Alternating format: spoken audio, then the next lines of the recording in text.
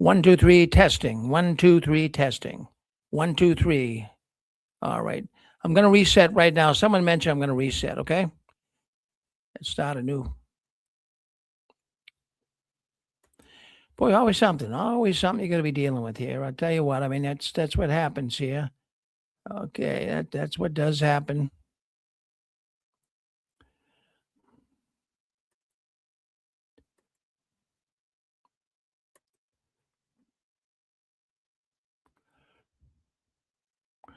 All right, let's create a new. Yes, Maverick. I'm hearing you coming from YouTube. Like, just speaking in my video. Hold on, I'm gonna start it over again. See if you stay with me for a second. I'm gonna start it over again. See if we can't get this working right. I don't know why that happened. Come back. I'm not sure if it's going to stay stable though. Okay, let's see what happens. Going to enter studio now, and let's get this settled. 1, 2.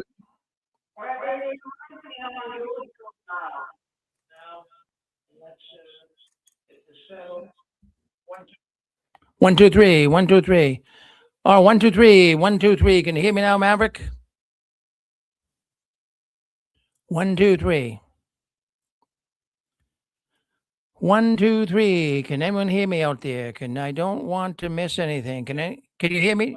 Okay. Yeah, we hear you. Okay, fine, folks. Hey, thank you for all being patient. I'm not sure why, but what's kind of funny here, friends, is right at the end of the last program.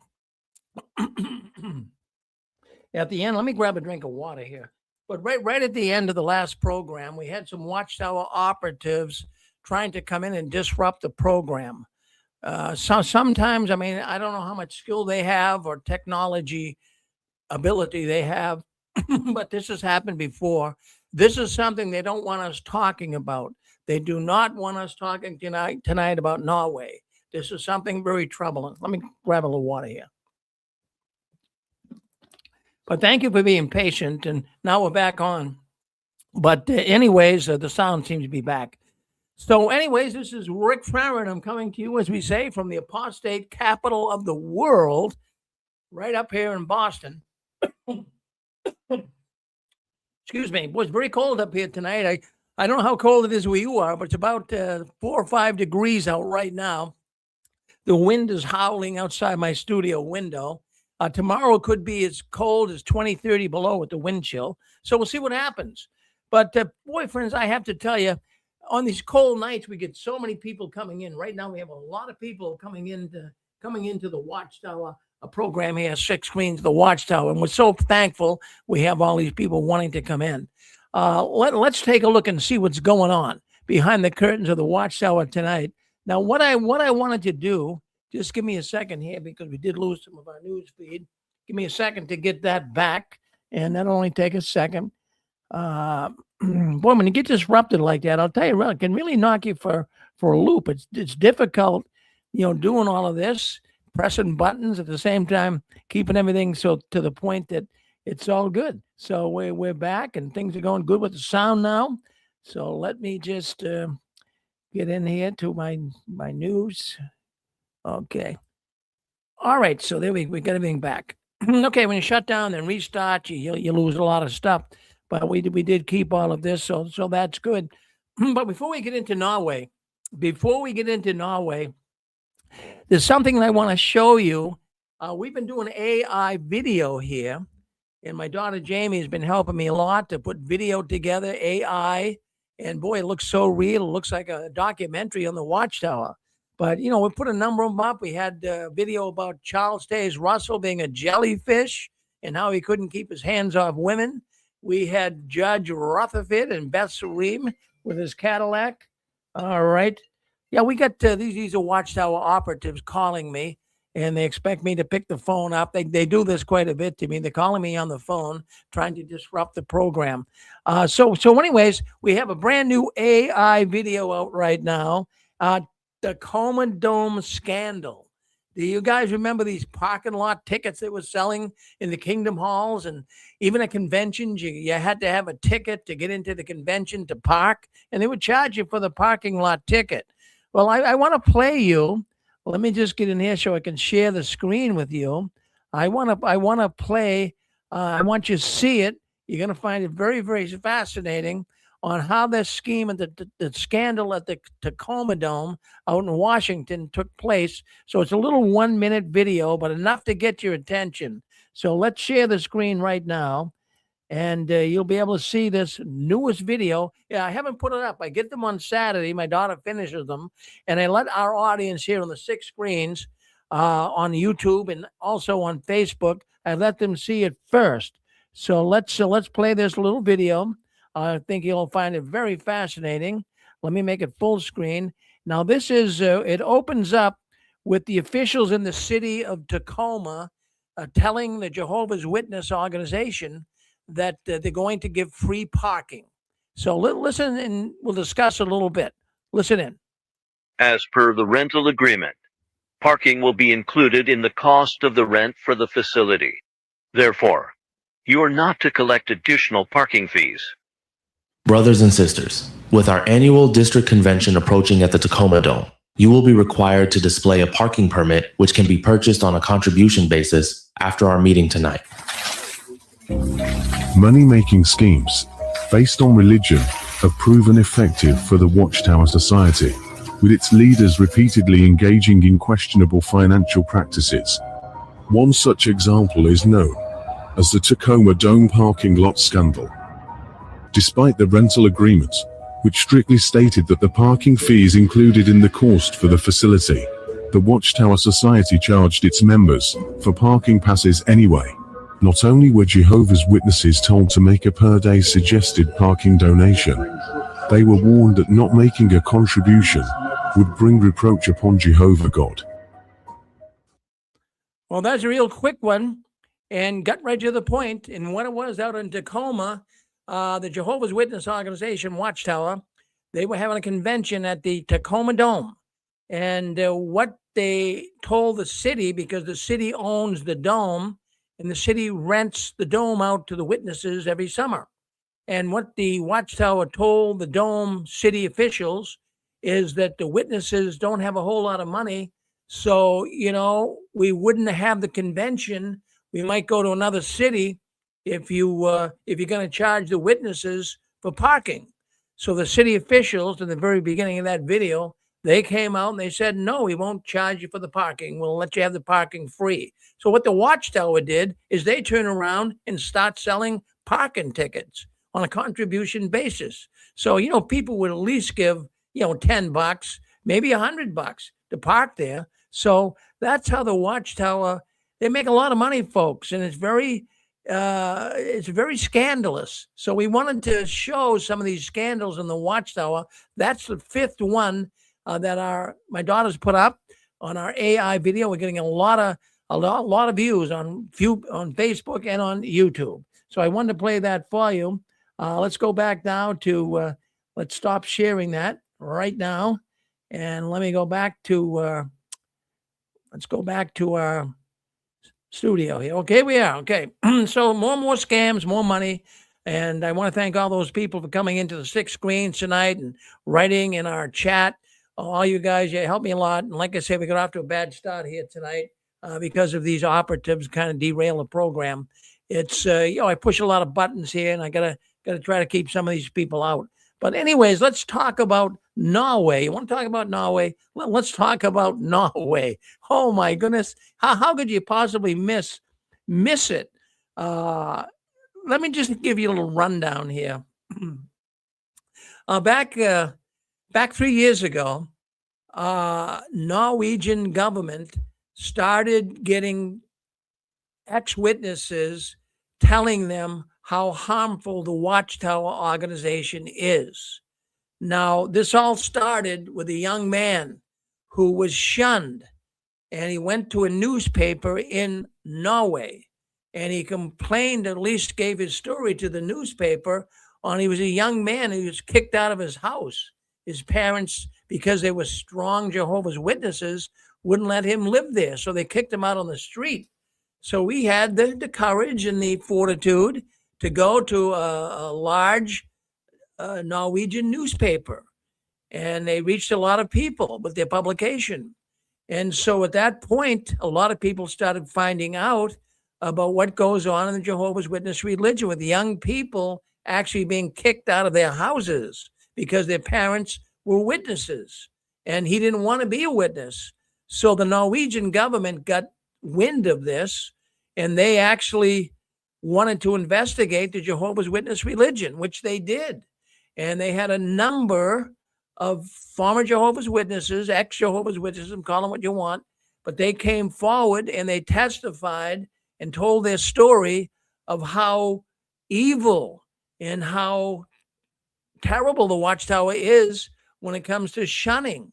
So the Norwegian government had a listening ear, and they really were concerned about this.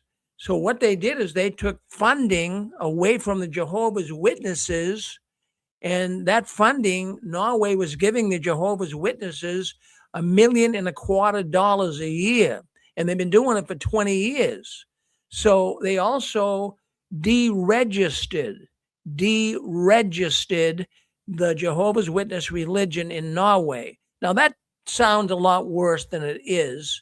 By deregistering a religion in Norway, at least, it was tantamount to they couldn't perform a marriage. So you could not have an elder Jehovah's Witness person marry you. They were barred from marrying, but the Watchtower could get around that somehow, some way. But what Watchtower was really concerned about is losing $1.25 million a year. I mean, it's not a lot of money to the Watchtower, but still it's a sizable amount. And so the Watchtower was actually deregistered, and the Watchtower actually was going to have their funds pulled. But what happened is the Watchtower appealed it, and they went to a higher court in Norway, and they got it appealed. So now the court will listen again to the Jehovah's Witnesses. And so this went on, but this has been going on for 3 years, friends. This goes back 3 years ago that this all started.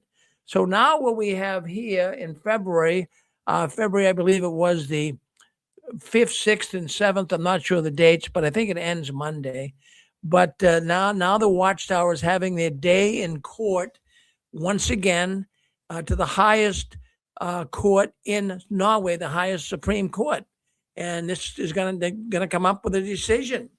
Should the Watchtower receive funding? Should the Watchtower be deregistered? So, of course, the officials of the Watchtower and the Watchtower lawyers are there to argue and put up a defense in the last couple of days. I do believe it's ending Monday. But there's some troubling things that are going on here. Some troubling things. In Norway, it's all over the newspapers. Everybody in Norway is learning about the Jehovah's Witnesses. Everyone's learning how evil they are, how much destruction they cause in a family by shunning.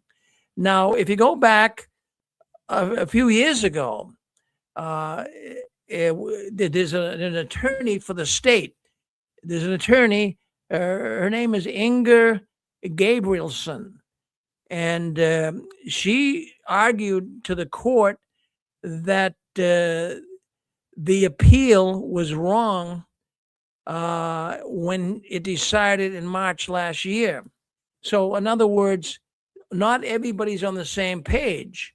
Some officials in Norway, in the government of Norway, are saying that, the state does not have the right to deny Jehovah's Witnesses state subsidies and registrations as a religious community.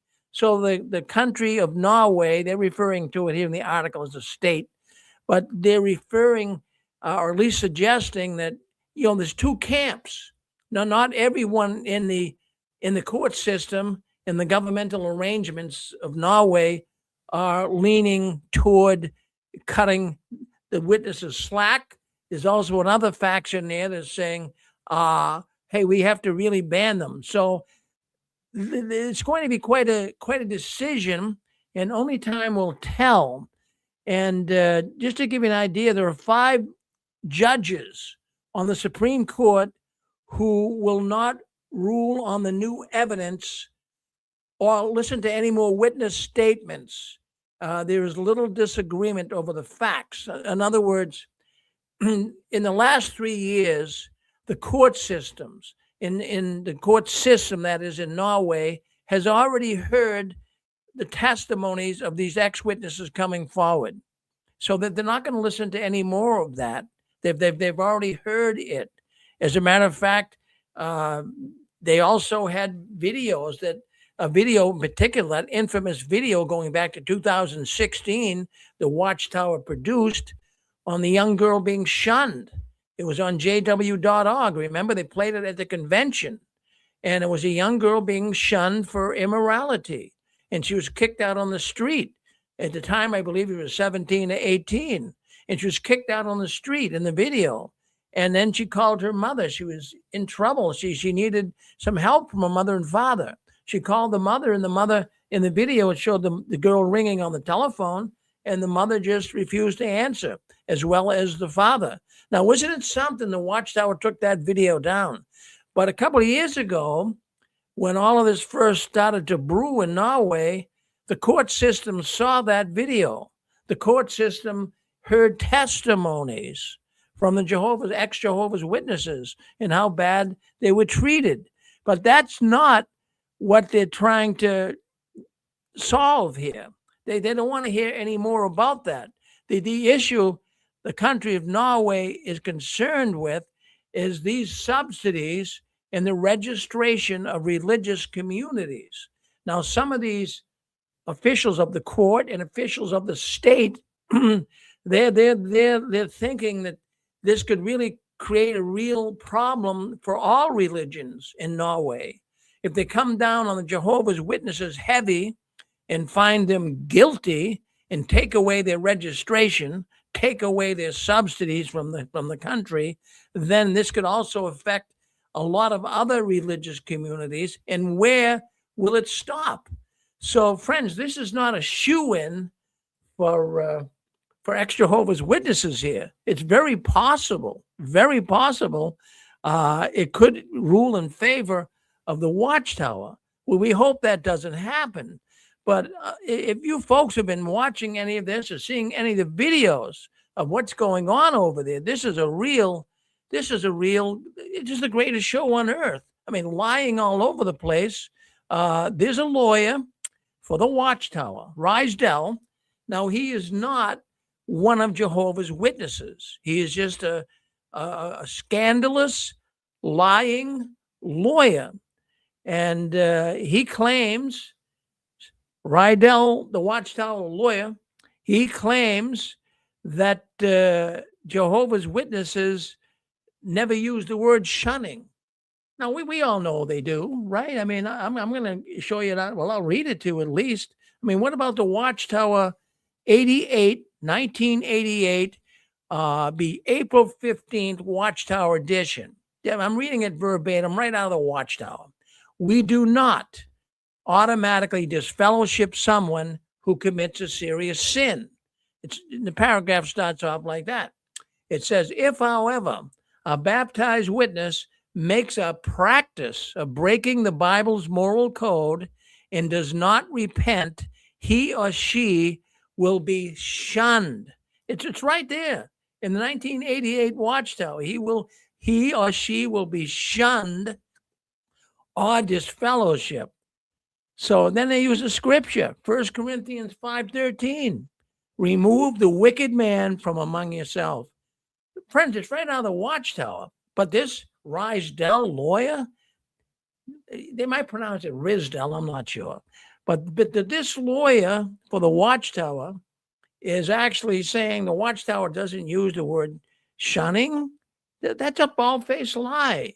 Really, when you stop and think about it. But, I'll tell you, we know we caught the Watchtower lying many times, right?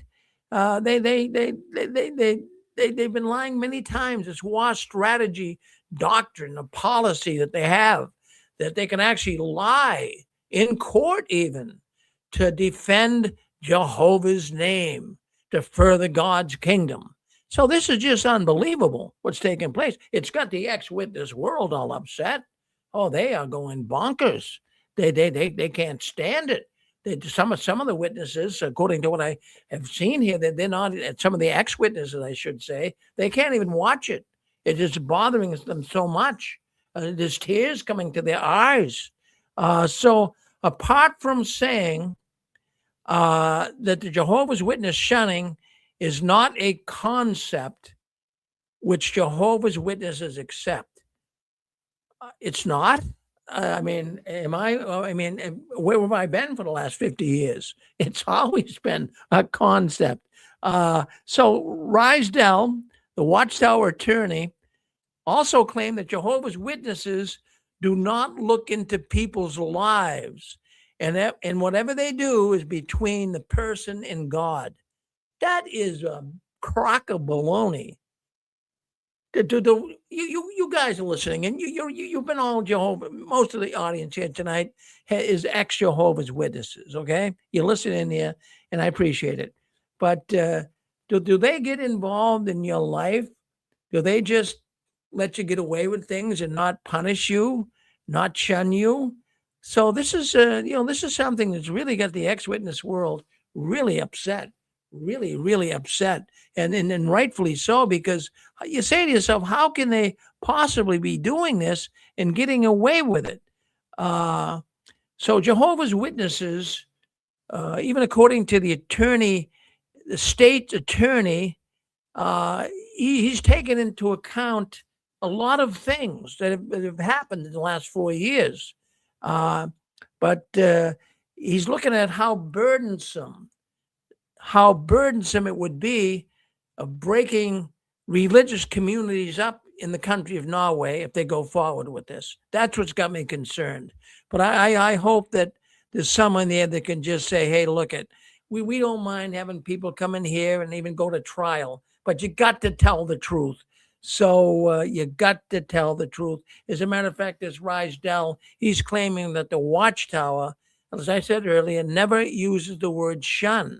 He says that the word shun was invented by apostates, by you and me. I had nothing to do with inventing the word shun, and there's nobody listening to this program that did. The Watchtower, they know that. They know they use the word shun. I'm going to play a little video here. Hold on one second. Let's see if I can't get a little video up here. Give me a second to share my screen. I'll show you a little bit of the court case in Norway. I'm not going to play a lot of it, but we'll play a little bit so you can kind of get the feel. You can kind of get the feel of what's going on in Norway. So let's do that right now. Let's share the screen. Let's do that right now. Share the screen, and let's go to right here, and let's share the screen right now. Okay, let's do that. Let's play the screen. There have been different terms, and I will comment on them now. Shunning is not a term that Jehovah's Witnesses accept. It is a term that those who are against Jehovah's Witnesses use frequently. Shunning. To shun has a Norwegian translation in Sky. The state says they choose to use it, but shunning and that is as a verb, then to shun. But shunning as a noun does not have a good Norwegian translation. It is not called skying. We don't have that expression, but in English it can be called shunning then as a term. So far that is fine enough. But Jehovah's Witnesses do not accept this term. It is derogatory. I mean, it is disparaging about them and is not accepted by them. Others use it. What Jehovah's Witnesses, there have been different terms, and I will comment on them now. Shunning is not a term that Jehovah's Witnesses accept. It is a... Well, there you go. Stop sharing that right now. Is that disgusting or what? I mean, is that a bald-faced lie? That's that Rysdell attorney. He's saying that's a bald-faced lie. Now he's even convoluting the whole discussion that is kind of a Norwegian term. That's not a Norwegian term. That's an English term, and it's exactly what the Jehovah's Witnesses do. It really is appalling. It really shows you that the Watchtower will stoop to any level. I mean, even lying to the highest degree here in a court of law to get away with something that they're not deserving to get away with. So it's very disturbing, very disturbing. But let's go back. Let's talk a little more about what's going on in Norway. I know a lot of you guys got some thoughts about this, and we'll be able to have you come in and talk about it here in just a short while. But there was a video, and in fact, let me just put a picture up here. I want you to see this picture here. This was a very infamous Jehovah's Witness video. We talked a little bit about it earlier. Let me get it up here so you can see it. You remember when you see it. So there it is right there. I hope you can see it. If your screen is big enough, it's on TV, you probably can. But what that's showing there is a young girl who was disfellowshipped and shunned. And the Norwegian court 2 years ago saw this video. That video was made by the Jehovah's Witnesses, and it was actually shown to the Norwegian court 2 years ago, and they saw it, and they actually saw how the young girl was being shunned by her own parents. So, they saw it, they understand it. They had testimonies, as I said earlier, people coming forward that have been hurt by the Watchtower. But that is not, they're not going to listen to all of that again. They've already heard it. So now, let me just get that picture off of there. So now what the Watchtower is doing, they're trying to suggest to the court, well, look at, if you take our registration away and you want to be the real meanies here, you want to hurt our religion, you're going to hurt so many other religions as well in your country. So they got the court kind of afraid about this. They really do. It's got some people in an awkward position. So let's just hope and pray that the Jehovah's Witnesses don't win this thing. Now, the other thing that I find very fascinating as well, and it really gets me thinking, go to jw.org. It's not on there. You're not going to read about the Norway case. Now, this is probably one of the biggest court cases in the history of the Jehovah's Witnesses, and it's not on their website. I mean, Jehovah's Witness website, jw.org, they have a news section. They're supposed to report the news. Nothing, crickets. There's nothing about this on their website. So you say to yourself, well, why? Because they don't want the witnesses to know about it. Now, I want to thank the people that gave me information, too, on what the PMEs or the loyal Jehovah's Witnesses are saying about all of this. Because, a lot of this news is seeking out from relatives and friends and saying to the staunch, loyal witness, hey, do you know what's going on in Norway? And then what's going on? The real loyal witness will say, well, that's a lie. That's all made up by apostates. That's a lie. And then they say, well, if it's not on jw.org on their website, then the apostates are making it up. Can you imagine that? I mean, how foolish is that? This is a big case. All they have to do is Google Norway and the Jehovah's Witnesses, put it in AI, you'll get a whole mouthful of stuff. But what they're hoping is that, this will all go away, but I don't believe it will. And then what I'm also thinking, any normal organization, if they were faced with a trial that they felt they were really innocent of, they would actually ask their congregations, their parishioners, call them what you want, their members, to pray to God that we get a favorable rendition from the court. But no, they're not asking the Jehovah's Witnesses to pray for them in court. So I mean, really, if Jehovah's Holy Spirit is with the Jehovah's Witness organization, that the Jehovah's Witnesses claim it is, then don't you think that the Holy Spirit would be saying, let's all pray, get the elders, get everyone to pray for a good outcome here at the court. So it's not that way. They're hiding it. I have no idea how this organization even has existed this long. They are deceitful, scandalous, corrupt people, and they continue to get away with it. And this isn't the first time that a Jehovah's Witness lied, or at least a lawyer for the Jehovah's Witnesses lied in court. But I'm going to give you another example of Philip Bromley. We just talked about him 2 years ago as well. Well, he tried to pull off something on the court, and the court slapped him down and fined him $150,000. Yeah, he was a lawyer for the Watchtower. He was one of Jehovah's Witnesses. I just don't get what's going on here in Norway. To some degree, I do, though. I mean, they're trying to make a good defense. The Watchtower defense attorneys, they're trying to paint a picture of this could really hurt religions in Norway. See how the whole thing changed. It seems now they're not focused on the problems the Jehovah's Witnesses have caused people. The Norwegian government now, because of Watchtower sticking their nose and lying in this whole thing, now what Watchtower is being faced with, or at least Norway is being faced with, is the fact that if they come down hard on the witnesses, then other religions might also have trouble. So, Jehovah's God is not directing this organization. Well, I'm going to open up the lines here. Well, what do you think? Well, what do you think, folks? Well, what's your feelings on that? If you'd like to talk about what you see is going on and what you don't like about this, go ahead. Come on right now and tell us. Go ahead. Hello, this is Grace. Hi, Grace.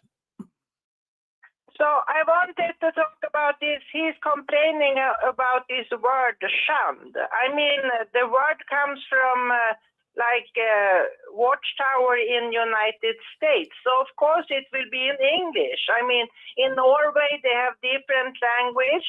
In Sweden, we have the word is utesluten. And you could argue that it's more like to be excluded, like you're not inside the circle anymore, you're outside the circle. But I mean, that's just semantics. What is important here is what does this word mean in practice in Norway, in Sweden, in United States? How are the members treated with this word in different languages? And it's the same all over. The conference has been unlocked. Shunned. You're treated really badly. So that's all from me. Thank you. Oh, Grace, that's a very good comment. And you use the word semantics, and that's exactly right. And this attorney for the Watchtower, he's trying to tell them that, the Norwegian government, that's a term that they would use, but, you wouldn't use that as one of Jehovah's Witnesses. My goodness gracious. I mean, I don't know. I think that, I don't know where that lawyer got his degree, maybe from a Cracker Jacks box. I don't know. It's really, you know what he makes? That lawyer, by the way, I had someone sent me information. I can't really say it's totally authentic, but the person was telling me that lawyer for the Watchtower makes $600 an hour. $600 an hour. Can you imagine that? All right. I guess, Dick, Dick? Yeah, Rick, it is. Yeah. John Ledger brought out in his YouTube video that the Watchtower has always pointed the finger at the governments, saying that they're controlled by Satan, the devil. And if you have anything to do with the government, you can't vote and all that stuff. Anything to do with the government is wrong. Now, Jehovah's Witnesses are going to the government and they're wanting Satan's money for themselves. I just thought it was a pretty good point that he brought out. Thank you. Yeah, well, that is a good point, Dick. How many times have we talked about the United Nations, how they condemned it over 4,000 times, how even the governments, they always looked at as being, being somewhat evil and coming down on the witnesses and persecuting them. But here they are now, they got their hands out and they're so afraid they're going to lose the money. Well, good point, Dick. Very, very good point. So, we got go ahead. You're with us. Go ahead. It's Maverick here. I'll tell you where you got the qualifications from. The School of Scoundrels and the gaslighting school. Because they what I noticed with with this court case is that Watchtower treats the court like it's a Watchtower Judicial Committee, where they can control the narrative, they can control the speech. As Grace rightly said, they're using semantics, right? But they don't realize that this is a professional court. It's not going to be interested in trying to let them play games with them with using language. So this guy who's trying to use all the same tactics that they use on witnesses as we were there in the publications, it's not going to work in court. So I've got a strong feeling. I think we mentioned in the last show that they might win, Watchtower might win. I really think that they're not going to get anywhere with this one. I think they really are trying to use the same kind of tactics that they use with the brothers and sisters, the rank and file, but because that's a captive audience, they can get away with saying a lot of things and then shoving all the information out away and expecting the witnesses to show loyalty, but they can't do that in the court. So I think that I'm so interested in how it's going to pan out. But like the gaslighting and the trying to change the language, it's not gonna work.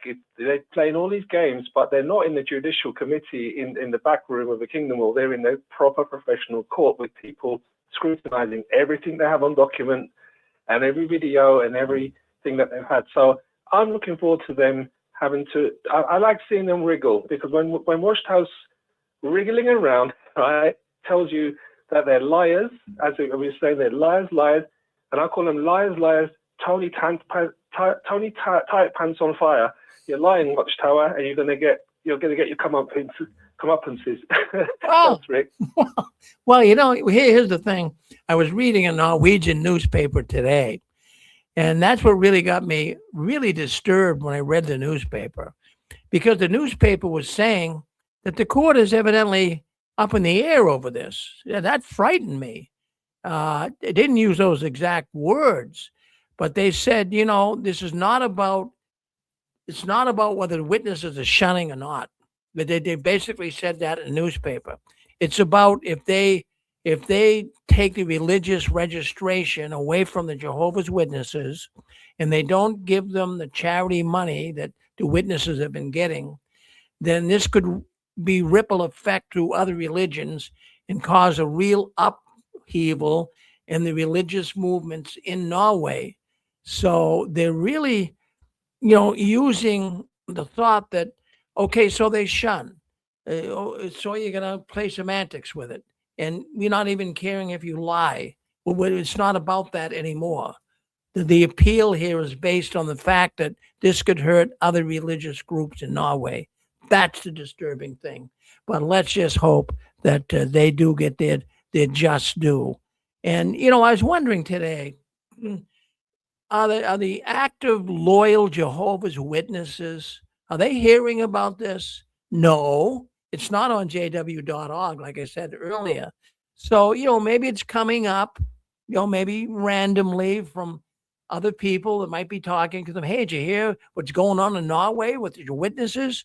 And their standard answer is going to say, well, that's all apostate lies. And then even if they do look at it as being, well, this is happening, and I realize this is truthful, that our organization is being put under the microscope in Norway. And then some people will just say, well, I don't care. If Norway says that we can't shun, I'm going to shun people anyways. And I'm not, and it's my choice whether I want to associate with people or not. I mean, that's the attitude that many witnesses will take. So, you know what, Rick? Yeah. You know what, Rick? This is Donald here. What if? Okay, let's just pretend they won the case. Okay, say Watchtower wins it. What if the populace of Norway says, "Look, we don't want you funding an organization that violates human rights"? I mean, what if they say, "Well, if you're going to fund them, then maybe we need to stop paying taxes"? This could be a big thing. I mean, if people decide, hey, we're not going to pay our taxes if you're going to fund a religion that shuns. So, what's your thought on that? I don't know. See, the Jehovah's Witness. I guess what I'm thinking is this could Norway, I mean, not just the court, but the nation itself, the people of Norway. I wonder what the people of Norway are thinking about this. Well, you know, I'll tell you what, a lot of people could give two hoots of beans about religion. And I mean, even the religious, sections of major newspapers like the New York Times and Boston Globe, nobody ever reads them. People could give two hoots of beans about religion. So, especially two hoots of beans about Jehovah's Witnesses. So, would be some people that might take a stand. Well, okay, I'm not going to pay my taxes if you fund them. But I don't think it would be some widespread movement at all. But, just trying to be realistic here. A court of law, they hear everything. And that's why there are courts of law. But, someone's going to deliberately lie in court. Well, in America, that's perjury. That's a severe offense. I mean, you could go to jail and you're not even that bad of a person, but you just lied in court, they could nail you. So I would hope that there's some officials in Norway that at least uphold the principles of truthfulness. At what point can you go into a court of law and lie? So I can't see that I'll tell you one thing though, if the Watchtower does lose, if the Watchtower loses, then I hope that some of these people who are against the Watchtower and that court system will fine the Watchtower. Now, not only take their money away that they've been getting for subsidy, but fine them. We're going to charge you $2 million for this court case. And once you dragged us through, and we don't like you lying. We saw the videos. We know Jehovah's Witnesses shun. And yet you put a lawyer up here that says they don't. I mean, they're going to be. Yeah, that's what I'm hoping they'll lose. Yeah, because like you said, with all the videos and all the documentation, their Watchtower magazine, their books, their Shepherd, the Flock of God book, all of that says that they do shun. And even, like you said, that lawyer stood up there and just lied through everything, and it's terrible. I mean, I do, like you, I hope they totally lose that case. Well, Donald, that's the strangest thing about all of this. You say, why are we so concerned and worried? Well, why is the ex-witness world having a hissy fit right now? And rightfully so. We came out of an organization that lied to us, they deceived us, filled with scandals. And I mean, does the world want an organization like this to continue going forward? Does the world need this? These guys are hurting people. So, I'm just hoping that some semblance of orderliness can take place. Sure you can. Yep. This is very disconcerting to Watchtower because hundreds of lawsuits can come out of this. If they rule against them, then you've got plaintiffs out of the ass coming forward. This is ruled as bad for people. And so they have to win this do or die. I do want to tell you, I probably told you this story. I'll be brief. My brother, who's a witness, ex-witness for like 34 years now, he had a daughter and the witness parents who, unfortunately, me and my wife had reactivated 75ers. That's what we were actually doing, reactivating 75ers, people who left the organization, stopped going to the Kingdom Hall after 75. And anyway, he got permission to marry their 16-year-old daughter. They wanted him to marry her so bad. The first night they're married, she asked him, "Can you give me some pot so we can smoke?"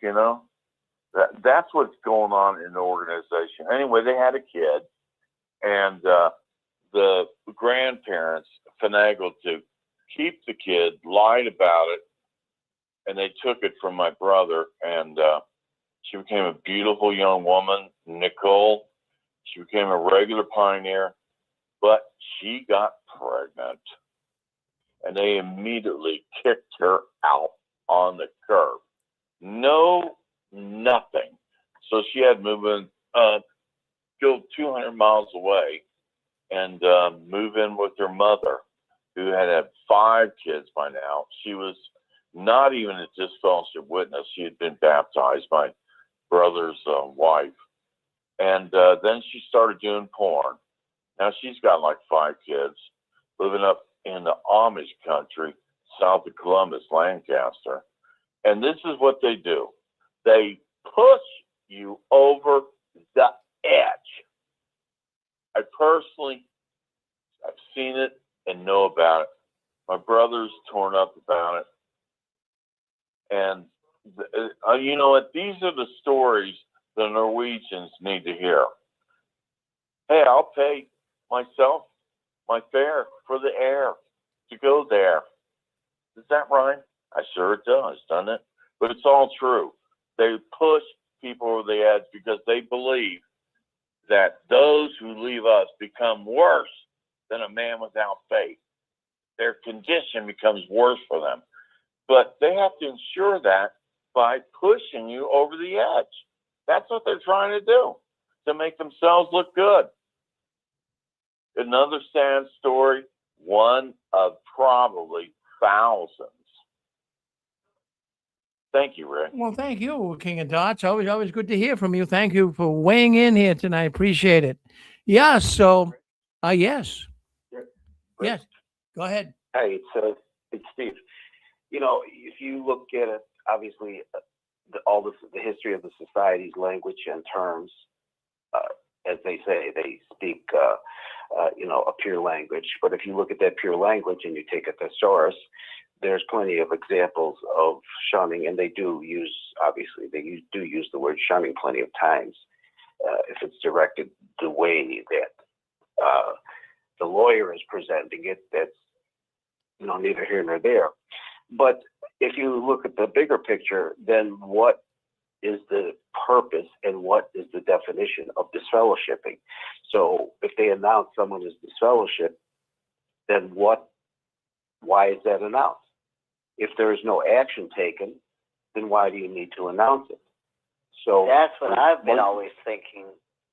Then if it doesn't make a difference and someone is, according to the defense, not shunned, then why is it announced? And what does it mean? As a witness or as a society, what is the actions or thoughts that they're conveying when they say someone so-and-so has been disfellowshipped or is no longer witness? Define that. If you think about that, the whole purpose of that announcement is to say, okay, it's time to shun them now. This is why we're announcing it, so you can shun them. Because like you said, if they didn't shun, then it's useless to sit up there and say, well, now they're no longer Jehovah's Witnesses. So there's a reason why they do that. Like you said, they do it to shun people. If this goes to court, and who's ever representing the witnesses or trying to go after them, if this is not simply understood, then the fix is in and the payoff is in, and that's that, and that's the way it'll always be. Because I just equate that to the Australian Royal Commission. All these lawyers, all these questions, all this information, and what's the final income or the final outcome? They said, if I'm correct, they said, try to do better or straighten it out. That's it. So it's a big show for the public, and that's all it is, because nothing really happens. And as far as the porn that the society is involved in, or the pedophilia rather, I have yet to see the authorities going anywhere and confiscate computers, literature, files, or anything like that as they would in the normal raid. Why not? So, all the records, you try doing that in other situations where the government actually wants to prosecute you, there's a lot of people that would go to jail. The FBI has a 98% conviction rate.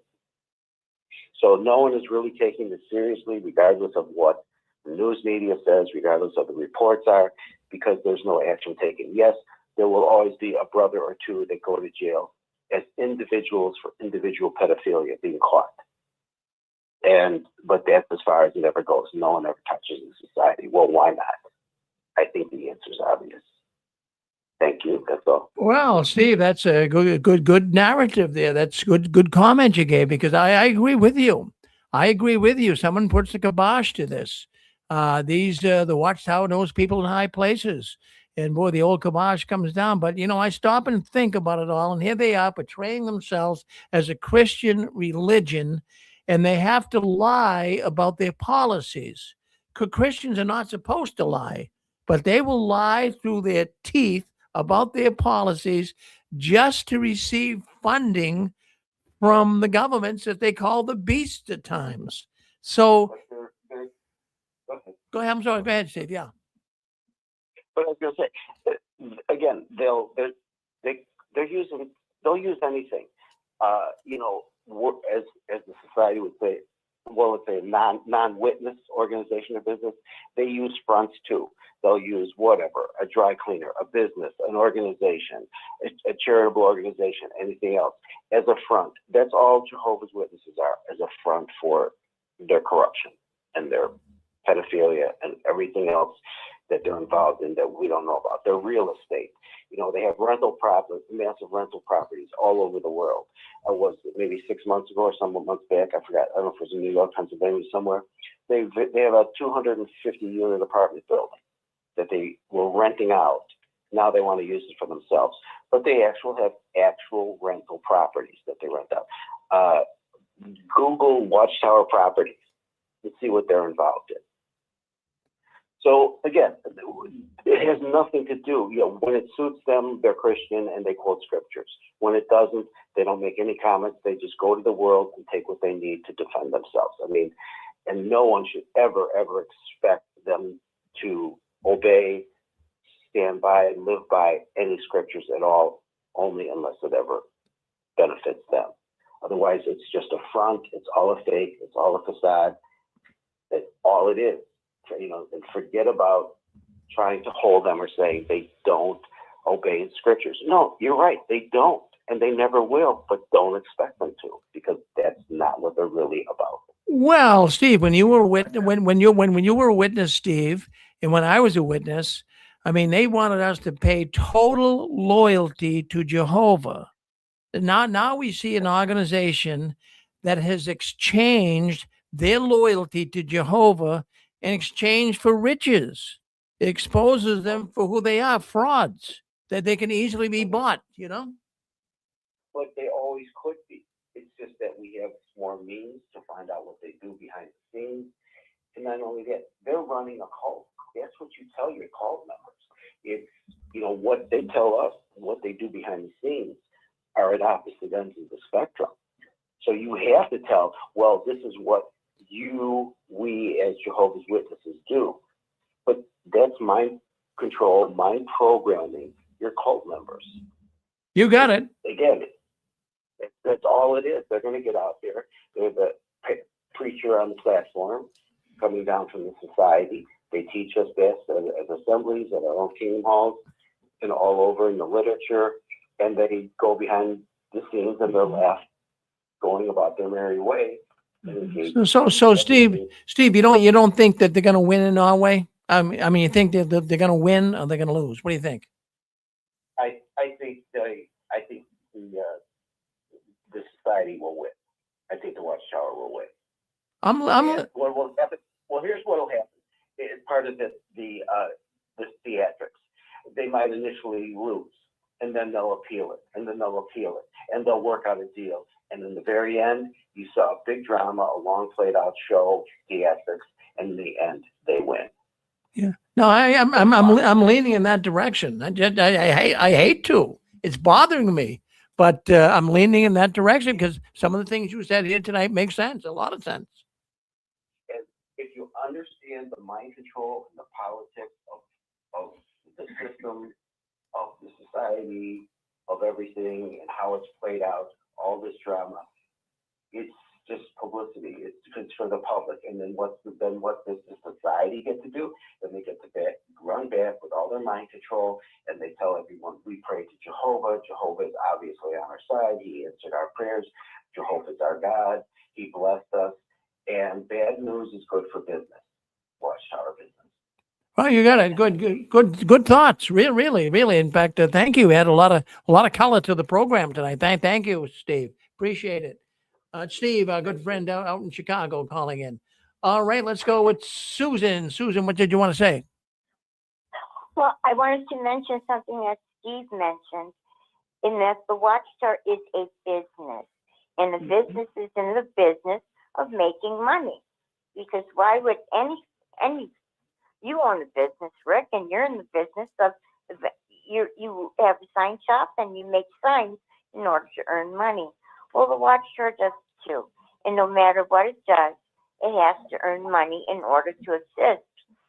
And this court case, again, is like a drama, and it presents itself. And I think eventually the Watchtower will win, because it's just not going to give up. But again, it uses different schemes to make money. As an example, it said, well, we're going to, these Kingdom Halls, we're going to pay your mortgage. But really, it was just a scheme of making more money. Whatever they do, they have to make money at it.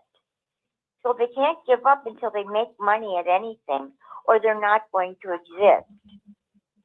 Well, so they either make money or they don't exist. Well, there you go, Susan. So you would kind of lean a direction of them winning then in Norway. I think eventually, yes.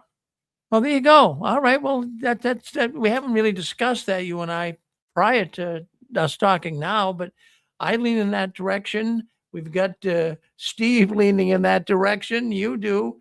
Let's see what Dick Boogie's going to do. What do you think, Dick? Hi, Richard Constance. I was just going to say, it's such a great conversation, and I loved everyone's comments. I especially enjoyed Steve's as well. But I was going to say, Rich, for people who are JWs, going to the Kingdom Hall every week, being totally indoctrinated, we all know how indoctrinated we were about not being materialistic and not making much of an emphasis with money. Be very basic and don't be materialistic. Well, when you see Watchtower's track history and you watch them with regards to, say, this case in itself, how they keep appealing it, they're just chasing after the money. And Susan's absolutely right. It is nothing more than a corporation. And like she said, corporations have to make a profit. But switching on a spiritual side, what Watchtower teaches at the Kingdom Hall, not to be materialistic, don't be interested, store up your treasures in heaven versus on the earth. Rick, what I see is that they're lovers of money rather than lovers of God. You got it. Because that's exactly who they are. You got it. There's nothing Christian about that. What they preach is certainly not what they behave. It's like they don't walk the talk. I mean, they're the biggest hypocrites ever. They are lovers of money rather than lovers of God. And that is how you can really see what hypocrites they are. They're not Christian, and they are basically a corporation. Because why is money, why is this lawsuit so important to them that they have to keep chasing after it? Because they are a corporation that loves to have profit, and they're lovers of money rather than lovers of God. So thank you, Rick. Well, Did you want to say something? Hey, Rick, just a quick thought, about money and so forth. I believe it was C.T. Russell that told everybody that if we have to beg for donations, that would prove to us that Jehovah is blessing this organization. Not only do they ask for money all the time and in 100 different ways, in all of thousands of ways you can give money to the Watchtower, from travel on air flights and jewelry and everything else. They are after the money. They're absolutely after it. And like I said, C.T. Russell said, if if Jehovah was blessing this organization, they wouldn't have to ask for money.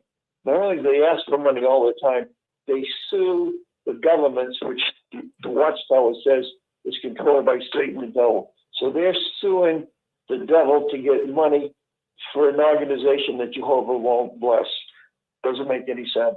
Oh, in my opinion, they lose the case. I'm with you. Okay, there they go. Yeah, you think they're going to lose? Let's go to Donnie in England first. Donnie in England, come on back on, Donnie. Oh, hello.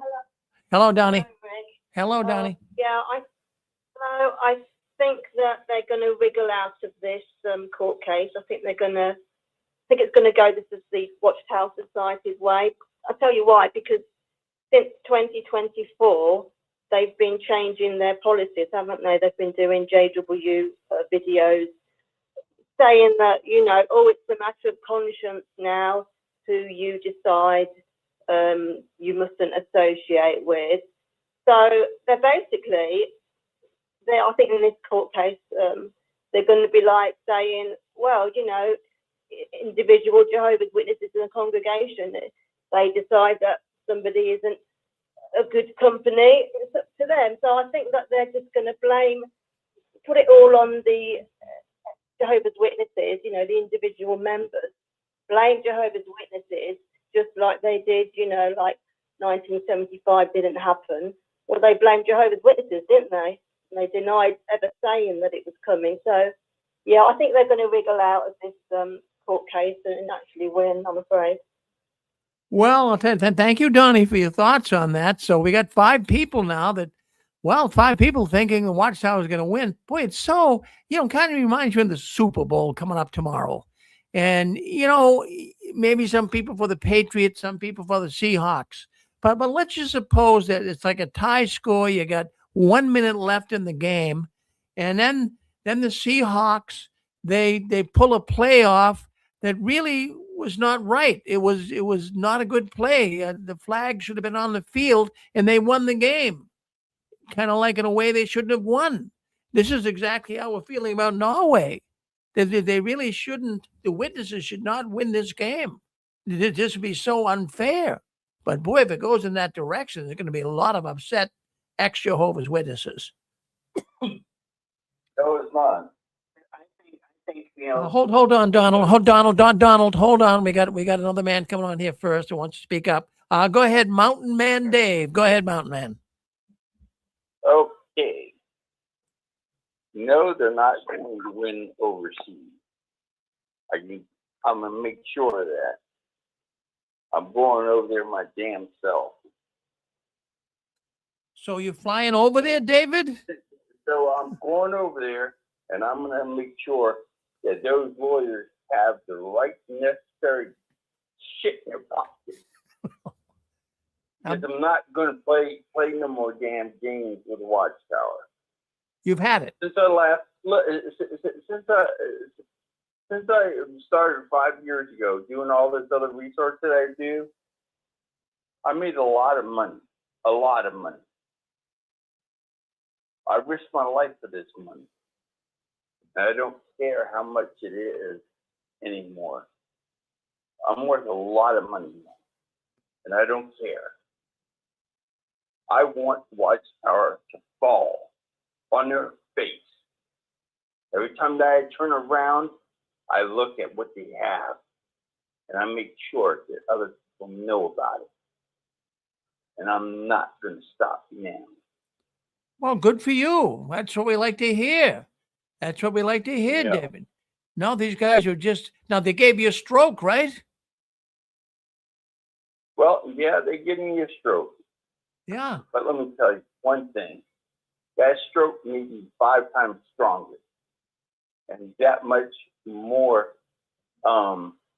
disliking what they do in mind control. In the mind control, they teach you in their own literature through their Aid the Bible Understanding book. In the theocratical ministry school, why is it called theocratical? It's to change your mind. That's what they did. There's a lawsuit right there for changing your mind and blaming it back on you. There's a lawsuit there. And you can prove it by all their literature. And the first thing is they're a corporation, and they say it right there in black and white. Bible and Tract Society is incorporated. INC means corporation. Why did that corporation get away with not paying taxes? In the United States of America, no, it's not going to happen anymore. They're going to start paying taxes. I'm going to make sure that happens next. Well, you make these things happen because you make these. I'm pissed off and I'm fed up and I'm tired of watching these people get beat up all the time and get destroyed. Well, no doubt. Well, no doubt they messed your life up, Dave, but I don't want you to get too riled up here tonight. I don't want you to have another stroke on us. So, but I'm not going to have another stroke. I have everything under control, and I made, and let me put it to you this way. All the investigations that are going on in the Watchtower right now, there's several investigations going on, and it's going to devastate that company. It's going to happen soon. Well, we're all waiting for it, David. We're all waiting for it. It's all happening. I know about it, but I can't speak about it. I know you can. No, you talk to you get friends in high places. You told us that before. There's a couple other people that found out all about all this stuff, and they've been talked to by me. I've sat down and talked to some high-ranking officials across this country, and a lot of them agree with me. Well, you just do your thing. If you can get over there to Norway and talk some sense into the court, I certainly would like that. You might as well try if you can do it. So I wish you the best with that. I'm good at trying. Well, thank you. Thank you for doing that. Thank you, David, for coming on, being with us tonight. We got to go to some other callers. We got to go to Donald. Donald, come on. Yeah, I'm here. Can you hear me? Yes. Okay, good. The reason I said that is that my phone was beeping at me here, because I was thinking I might die here in a little bit. But no, I wanted to say that if those judges, those 5 judges that are on that court, I'm sure they all think pretty negatively about Watchtower. I'm sure they're probably shaking their heads and thinking, what are we up against? And what is this? Why are we even doing this stuff? Because, with the Watchtower lawyers lying to them in court, it just makes Watchtower look more stupid. It makes them, because I'm sure those lawyers have read many, many volumes of magazines and stuff and watched many, many videos themselves, and they know what's going on with Watchtower. They know it all too well. So while that lawyer's up there lying to them, saying no, we don't shun, it's all, people have the right to use their Bible-trained conscience or whatever they claim it is, and all that stuff. They know it's not true. They because the judges, they've read all that stuff. Just like that video that you talked about earlier, of that girl getting disfellowshipped. That's proof of what they do. So I don't see them winning this case at all. I really don't. I mean, I'd be shocked if they did, but I don't think them judges are going to let that happen. Well, I hope you're right. So we got 2, we got 5. We got 5 people thinking the Watchtower will win. We now have 2 people saying the Watchtower is going to lose. So how about someone else? You want to call in? Tell us what your thoughts are. Is the Watchtower going to win in Norway, or are they going to lose? We're all hoping they're going to lose. Believe me. I mean, I don't want to sound too positive on the fact that they're going to win, but I certainly hope I'm wrong. But I just go along with Steve out there in Chicago. These guys are master manipulators, and they will see what they'll do is they will. Well, if they appeal it, though, here's the problem. Now, this is the last appeal they can make in Norway. This is the 3rd time now they've come up against a court case. They've reached the highest court in the land of Norway. Now, if they appeal it from here, they got to appeal it to the European court. Now, I mentioned earlier in one of the programs, I believe in Europe right now, there's like 52 countries. Don't hold me to it, but the last time I checked it was 50 something. So you got the European Court of Human Rights. If Watchtower takes it there, and all of a sudden the Human Rights Court does realize the witnesses shun, it realizes that they hurt a lot of people, and they now could institute a policy where Watchtower loses their charity in all countries in Europe, which could mean, well, someone told me, and don't take it to the bank and cash it, but someone did mention to me it's like $110 million they could stand to That lose. would be interesting. That would be interesting. So, Grace lives in Sweden, and what she said was it was all over the papers there, and that if the Norwegian court sees the other lawyer as a liar, he could get fined. So that was interesting information that I hadn't heard anywhere else, because she's reading about the case daily in Sweden, since Norway and Sweden are right next to each other as nations. But what you mentioned about the Supreme Court of Europe, that would really be something. And that would be in every paper. That would be in all the European papers. That would affect the EU. And then people would know the real truth about the shunning. well, it could be a really bad experience for the Watchtower. And even if they won, even if they're so in cahoots with the right people and they won in this European court, the public opinion of the Watchtower, it would really, people wouldn't understand how heinous and evil they are. But it would wake a lot of people up, and it would make people aware of things that they aren't aware of, and it would be a hard one to miss. oh yes, so it's really, so Pixie, what camp are you in? Is the Watchtower going to win this case in Norway, or are they going to lose it? I don't know yet. I'm going to wait and see, because, like Grace said, the judge could fine the Watchtower's lawyer for lying. That was interesting to me. But the Watchtower could win the case, depending. That lawyer's going to have to change his tactics, though, because the judge's side was not liking that he was trying to bring doctrine into it. They said, we don't want to know about doctrine. We want to know about the actions. What do you do to your members? Do they have a right to exit? Can they leave? How free are they? That's it. It's really different the way the Norwegian court is approaching this. So this is fascinating to me. In fact, This is the Grace. I wanted to come with some encouragement. Let's not forget what happened in Sweden. They only got money for 4 years from the Swedish state. And then the law can be good, but sometimes, I'm not a lawyer, but sometimes in order to the law work, you have to have regulations, an injunction, a dictation that instruct you exactly this is how the law is going to be used in practice. And I don't know how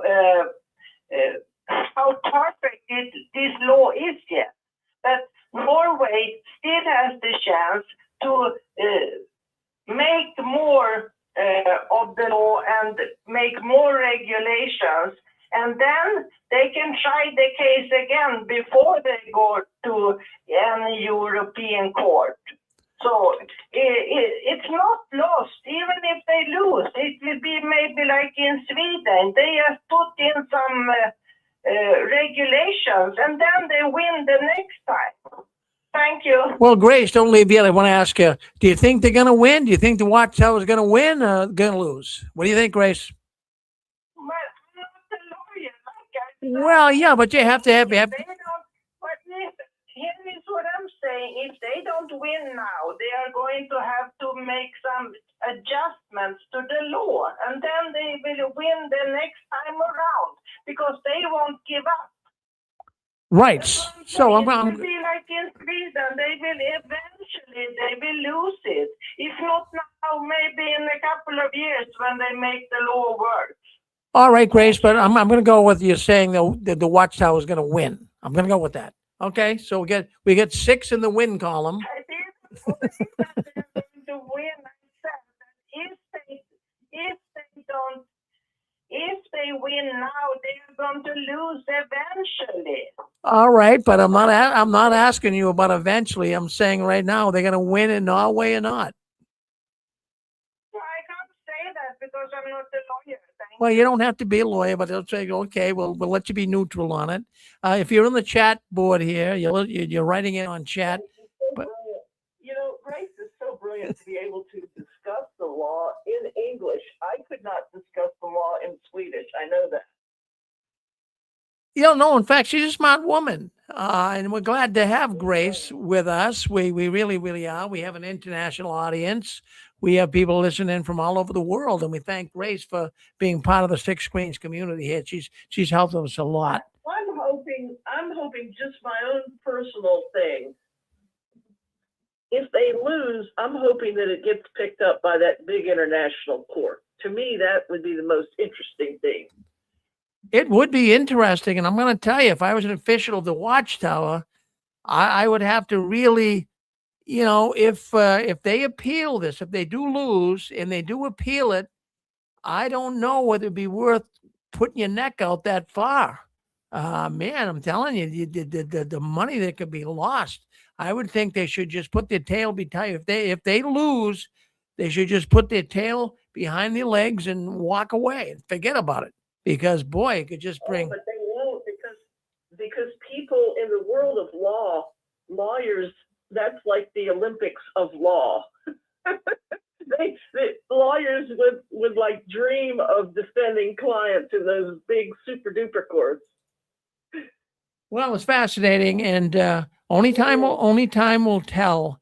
But I want to encourage everybody to enjoy this Winter Olympics. The skating and skiing has been so exciting, and we always watch the Olympics in my home. But I know that a lot of witnesses were discouraged from looking at sports. We've got Olympics and Super Bowl this weekend, and to really enjoy those Olympics.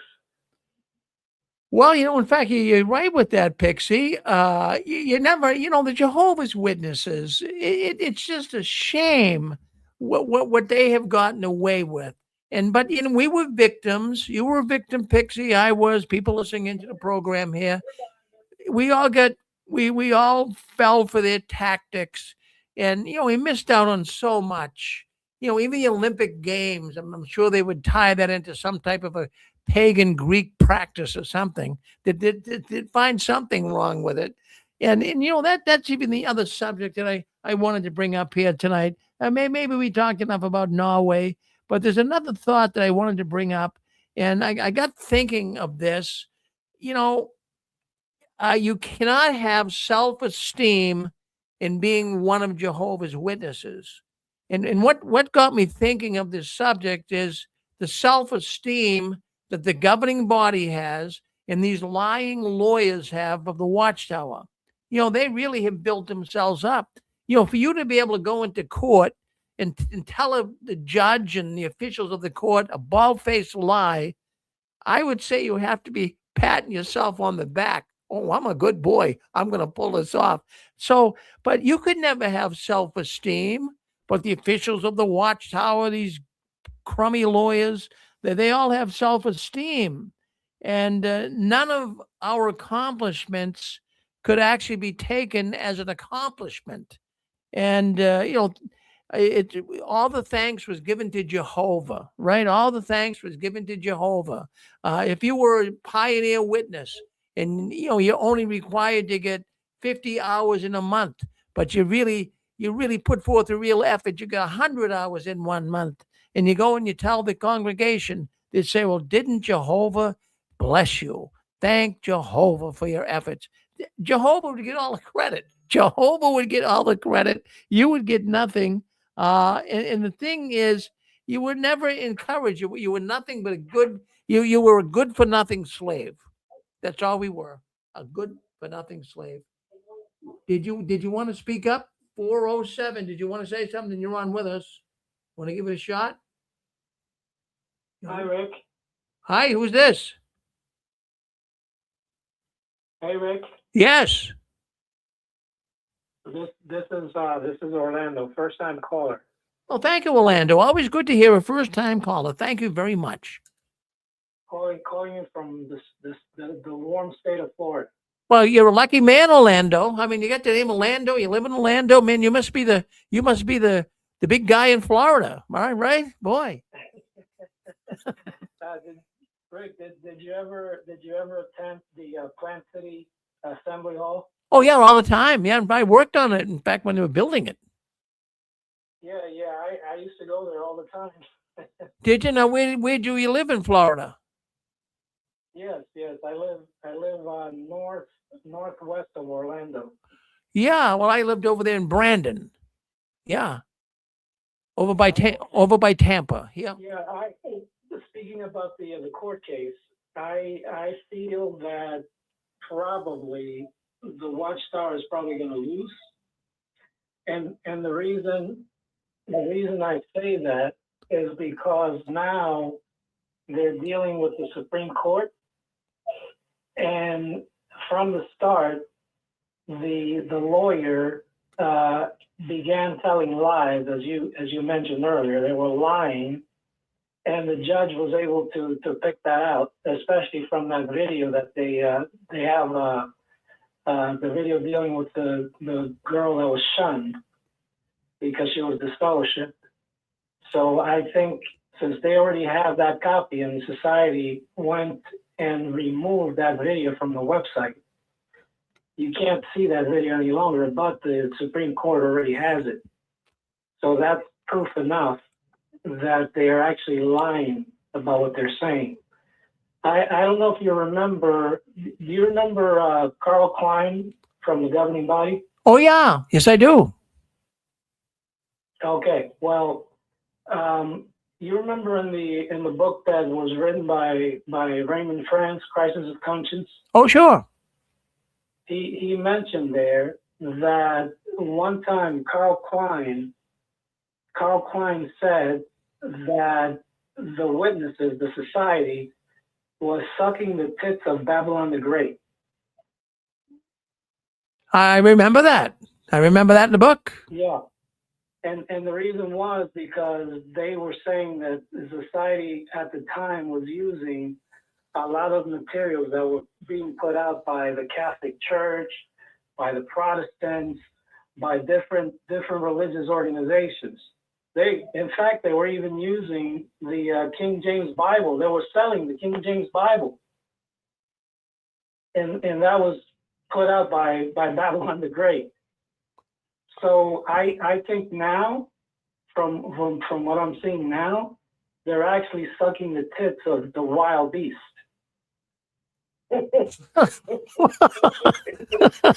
Well, it sounds funny, but I do remember that. I do. That's, even to make a statement like that, it kind of makes you laugh a little bit, but it's true. It's true. Jeez. Yes, because they claim that the wild beast. Yes, they claim that the wild beast is actually the beast with the 7 heads and the 10 horns, and that Babylon the Great is riding the scarlet colored wild beast, and that also Babylon the Great is in bed with the wild beast, but the Watchtower is doing the same thing by going after the millions of dollars that they can get from the wild beast. Jeez. So, what's the difference? Well, Orlando, that's why the Watchtower is the greatest show on earth. I mean, I don't know how they pull this stuff off, but they do it. Jeez, unbelievable. Here they are, telling us to be so loyal and so submissive and tell the truth all the time and be honest as we can. These guys are such cheaters. Jeez. Yes, we I saw an illustration, and it has a scarlet harlot on top of the creature, and each of the governing bodies' face was one of the creatures. That's funny. I talked to Carl Klein years ago, God bless him, and you know what he told me? He said, we're losing our best people. What did he say? He said, we're losing our best people. That's funny. And there's only 10 plots of all the movies and all the shows and all the novels throughout the entire history of the entire planet Earth. There's only 10 plots. So, yeah, you got to get your material somewhere. Yes. As the saying goes, we were bamboozled. Yeah, indeed. How long were you in there, Orlando? I was a ministerial servant for practically, I would say, close to 25 years. Wow, boy. Well, what got you out? You just get out recently, or you've been out for a while? No, I've been out since 2016. All right. Oh, you're feeling well. Yeah, I've been out for 20 years, so you've been about 10. So yeah. So what got you out? What riled you? Well, you know how you read the Watchtower and you read the Bible and you see all the many things that they wrote in the past about, different doctrines, different teachings, especially the teachings about the generation, the teachings about the swarm of locusts that was supposed to be all the anointed ones, and then they changed that and said that it wasn't the anointed, that's a coalition of nations. Then they started talking about the Gog of Magog, saying that Gog of Magog was saying the devil for years. And then all of a sudden they said, oh no, Gog of Magog is not saying the devil, it's also part of the coalition of nations. Right. I remember that. So all those things, after a while, I said, this doesn't jive anymore. Something is wrong here. I said, am I supposed to believe what the Bible says, or am I supposed to believe what they're saying? Because I believe the Bible comes first before the interpretation of men. Well, good for you, Orlando. That's the position I take first too. So that's good. So you kind of came out based on theological reasons. Yes. Good. Theological reasons. And then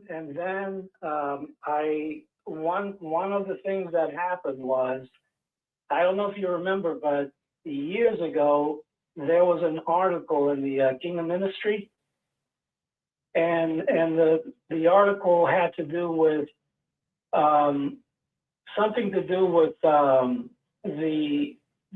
time that we were living in, and also the sense of urgency. It said something about do you still have the sense of urgency? Something like that. Well, anyway, they gave me that talk, and the presiding overseer said to me, are you ready to put some fire into that talk? Because they just gave me a little brief paragraph. It just had a couple of scriptures. I had to come up with the rest of the body of the talk. So I said, this is my opportunity now to tie it in with what happened in 75, because a lot of people weren't aware of what happened in 75. That's right. So I came on and I wrote out the talk, and I said, the first thing that I said, back in the 70s, before 1975, there was a sense of urgency. And back then, people were talking about that the end was coming in 75 because the 6,000 years of men's existence were going to end in 1975. So I started giving the talk about that and developed it all the way until I got done. It was like a 15-minute talk in the service meeting. And after I got off the stage, in fact, not even before I got off the stage, I started seeing all the elders gathering in the back of the Kingdom Hall and talking among themselves, because I was saying, even before they came out with this adjustment about the governing the faithful and discreet slave is not infallible, and that they're not inspired and this and that. I mentioned in my talk, I said the governing of the faithful slave is not inspired, and they make mistakes. I said, look at what happened in the first century.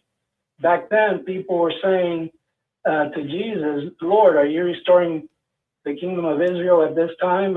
And Jesus told them, it does not belong to you to know the times and the seasons.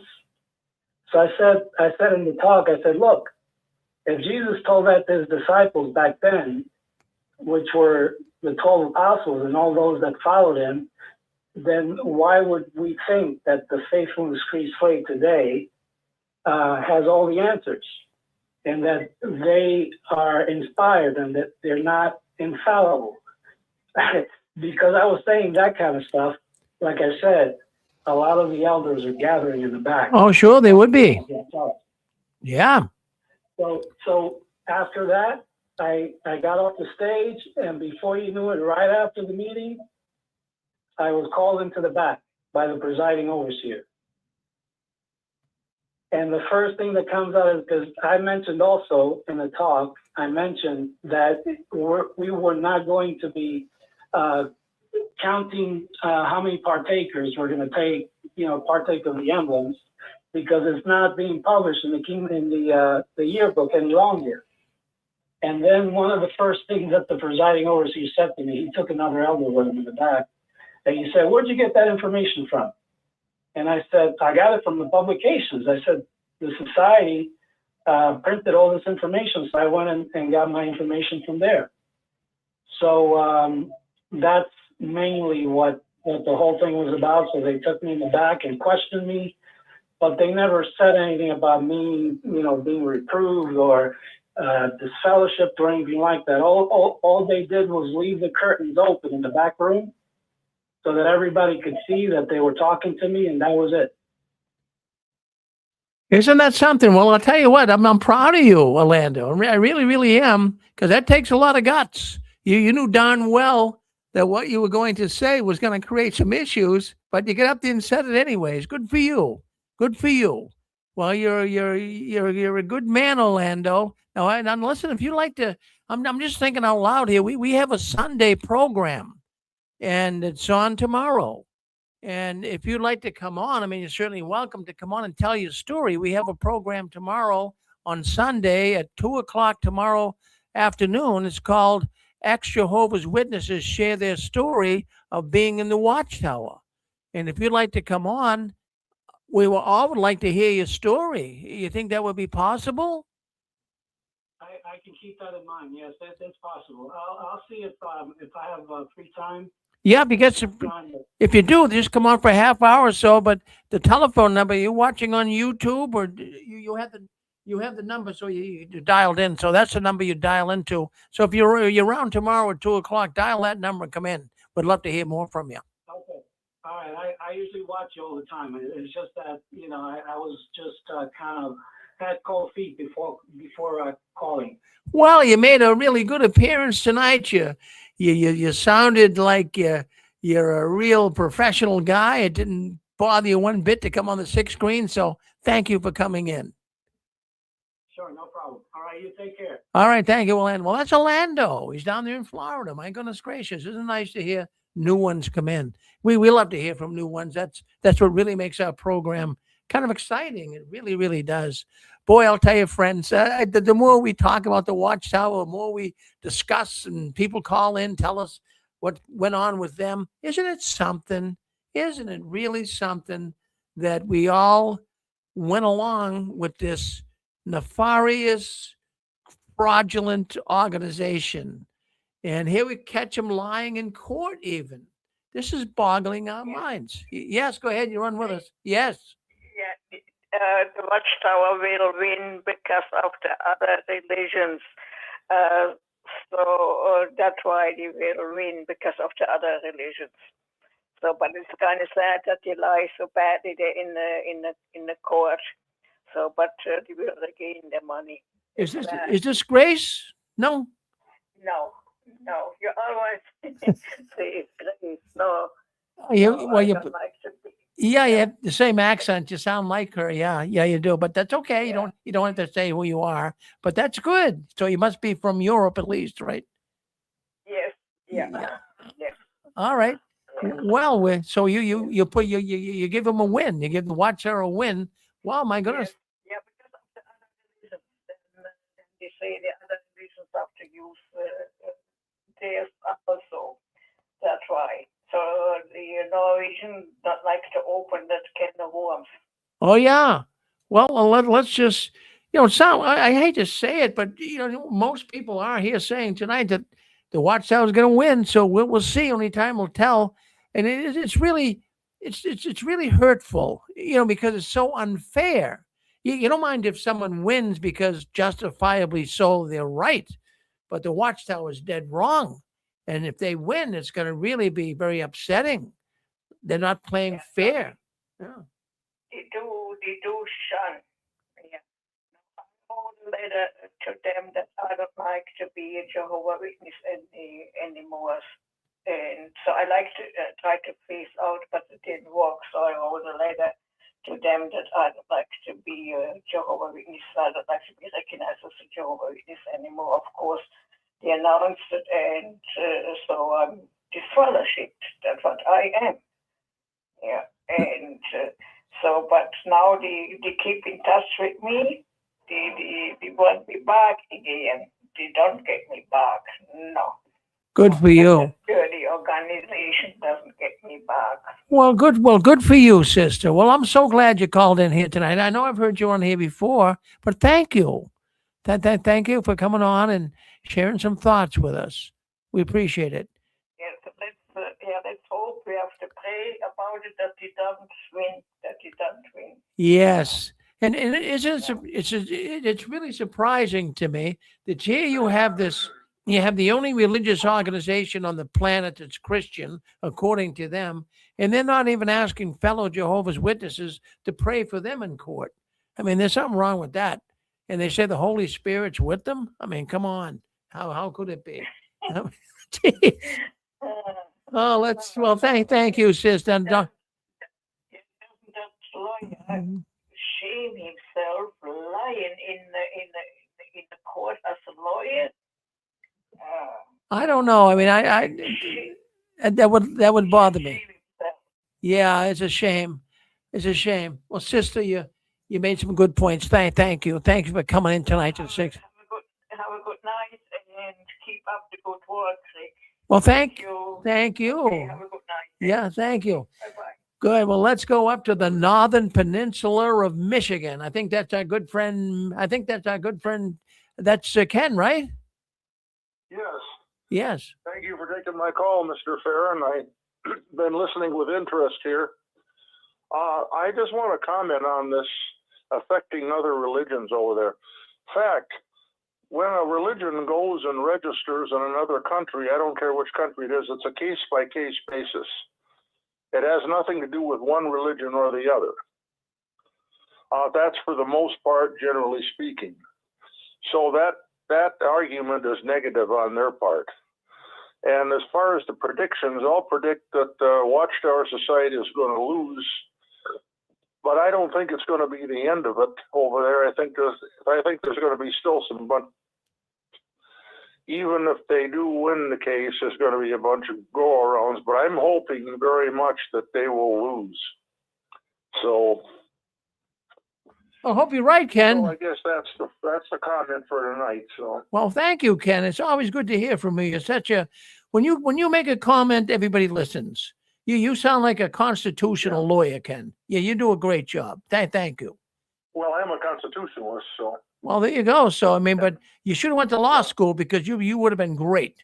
You would have been you wouldn't have been a lying lawyer either. no, I don't think so, because most of these lawyers, there's an old saying, the only difference between the only difference between the words lawyer and the liar is the spelling.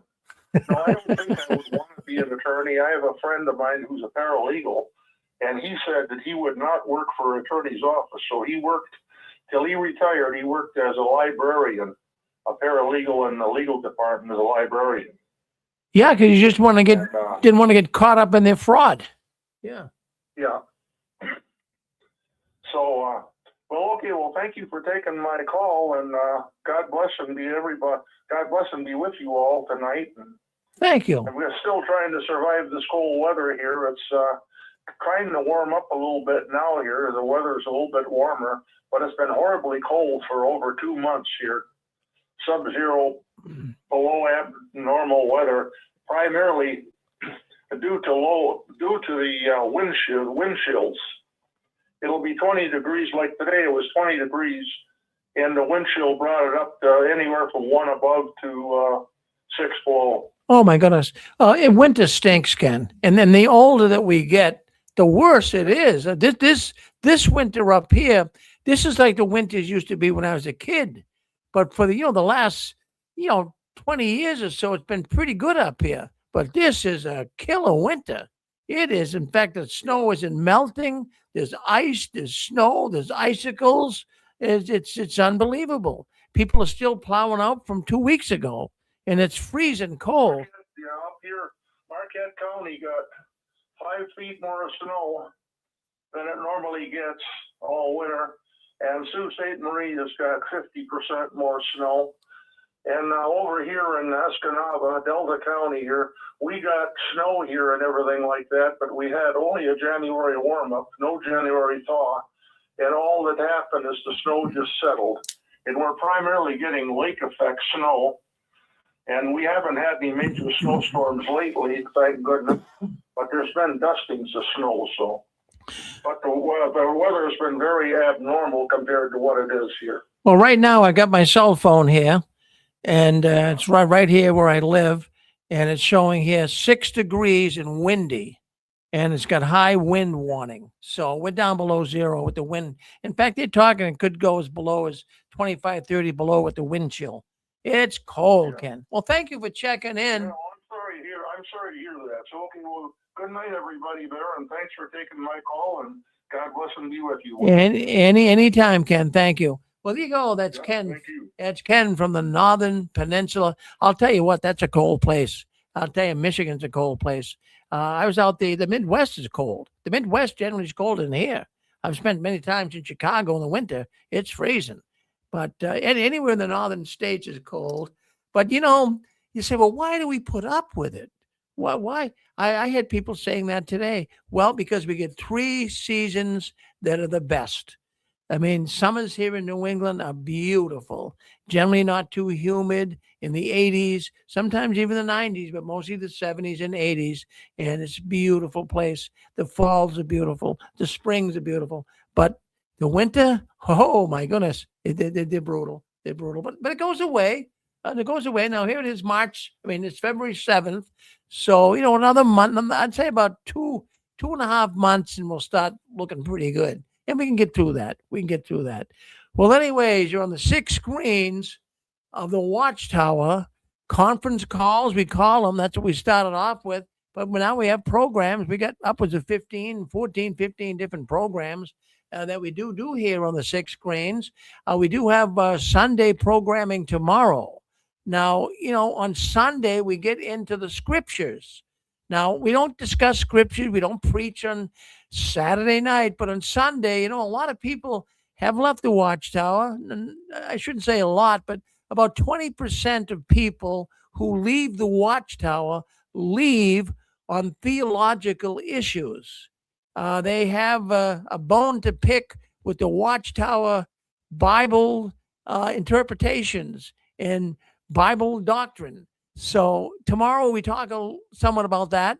We have a program coming on tomorrow at 1 o'clock, Knowing God After Leaving the Watchtower. He's going to be talking about Genesis, the 6th chapter, and he's going to be talking about giants, the Nephilim, as they call them. He's going to be talking all about that tomorrow on the 6 screens, beginning at 1 o'clock. At 2 o'clock, we have a program with Anne Marie out of California. It's called Ex-Jehovah's Witnesses Share Their Testimony on this story of being in the Watchtower. Then we do JW World News Sunday edition. That'll be at 3. And then at 4, we have the Christian Court. And the court, has two theologians or two scholars, really, Bible scholars, that talk about peculiar questions that are asked in Christianity. That's tomorrow. And then at 5 o'clock, if you have a Bible question and you want it answered, we get the man for you. He's a former Jehovah's Witness. His name is Jay Hess. At one time, he was associated with the Watchtower writing department. He'll be on tomorrow at 5 o'clock to answer your Bible questions right here on the Six Screens Tele-Network. Friends, this is where ex-Jehovah's Witnesses come to talk. And they come every Saturday night and every other Sunday right here on the Six Screens Tele-Network. Well, let's take a look. Let's take a look and see what else we got going on here. Okay, I wanted to bring this up. I've been getting a lot of people writing me, a lot of people sharing information with me that they're hearing from their family members for the first time in years. Now, I've been talking about this right along here for the last couple of years, really, because something is changing. The dynamics in the Watchtower are changing. Many people are throwing the towel in. And I had it happen with me. I had 3 family members contact me. Actually, 4 pretty close family members contact me and tell me they had enough with the Watchtower. I hope it's going to happen to you too. But then I got information coming in here this week. And this is happening pretty much around the world. People are starting to really say, that's it, had enough, pack my bags, where's the door, I'm leaving. Now, why is it? Well, I'm going to tell you, I know the major reason. The Jehovah's Witnesses have lost their enthusiasm. The Jehovah's Witnesses are not as zealous as they used to be, and I know the reason. I think you know the reason too. I'm going to tell you about the Watchtower November 15. 2025. We talked about it here for the last few months. That Watchtower is having more people leave than you can believe. And you say, well, what did it say, Rick? Well, that Watchtower told all of the people who have been hanging on, waiting for all of the anointed ones to die off or not die off before Armageddon comes. The people been hanging on for many years, 40, 50, 60 years. And all of a sudden, you get a Watchtower article, and the Watchtower article says on November 15th, 2025, that Armageddon may not come in your lifetime. Put that one in your pipe and smoke it. I mean, how are you going to deal with that? You gave up a career. You gave up going to school. You gave up probably getting married, probably having children. You gave up on life in general when you become a Jehovah's Witness. And now you're here and you were holding on because Armageddon was going to come and you were going to go into the paradise earth. Forget about it. The Watchtower is telling you to forget about it. The Watchtower is telling you it's not coming in your lifetime. Can you handle that? Well, a lot of witnesses can't. Oh, my goodness, I get information coming in here today from a man. And he says his sister hasn't talked to him in 30 years. 30 years. And all of a sudden, he got a call from her the other day. And now she's talking to him. Now, let's not be totally fooled here. A lot of these witnesses that are calling ones that they haven't talked to for many years, many of these calls are to try to get the person back in the so-called truth. So there is some of that going on. But there's also some legitimate people who are leaving the Watchtower and they're calling up people they haven't talked to for years and saying, I'm with you. And a little apology goes along too. I mean, just think about it. If you were shunning someone for 30 years and now all of a sudden you found out that that person you were shunning was right and you should have listened to them 30 years ago, what do you say to a person like that when you call them up? Oh, hi, Joe. Remember me? I'm your Uncle Rick. And I haven't talked to you for 30 years, but I want to let you know I'm still thinking of you. I still love you, Uncle Joe. I mean, what would you say? How do you go about? Do you apologize? Do you tell the person that you're sorry for being the way you are? Or you just say, this is what I would say. I'd say, Joe, I should have listened to you years ago. Should have listened to you years ago. You were right, and I was wrong. And if I listened, I could have had many years of my life more fulfilled than ever being in the Watchtower. Isn't that something? So how about 203? What would you say? What would you say if you got a call from a person that hasn't spoke to you for 30 years? What would you say, Carol? Well, that happened a long time ago. My daughter was in California, and I guess I got the phone call that she was disfellowshipped. Now she was all happy that she could talk to me. I thought that was like, okay, but then, she never did go back, and she just had a lot of problems. But anyways, as far as there's always the loyal witnesses.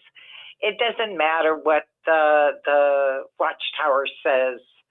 They'll still hang in there, and they'll make excuses, and that's the way it is. Well, I wanted to ask you too, and it's always good to talk to Carol. You're a straight-laced woman. You do a good job. You come on. You're a nice lady, Carol. Now you're hearing all about Norway. Is the Watchtower going to win in Norway, Carol? I don't know. I have a feeling that they're going to lose this time. Boy, I'd like to hear it. Yeah. Yeah. I think they're going to lose the Watchtower Society because there's many, they're, upset about this shunning and all the other policies. They've made complaints. I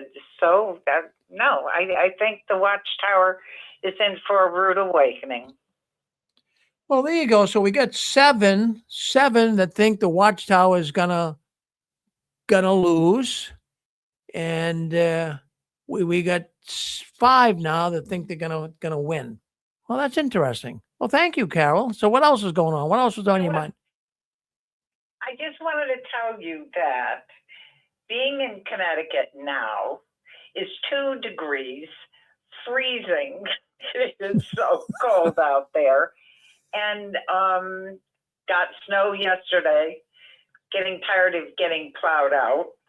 But yeah, it's cold here, very cold. Isn't it something now? Do you remember winters years ago here in New England were like this? Cold when you were a kid?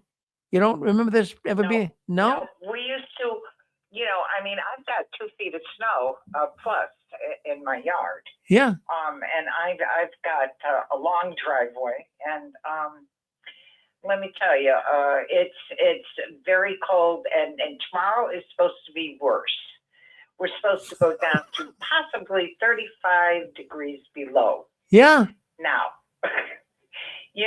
I don't think I'm going to be putting my butt out there tomorrow. Yeah. At all.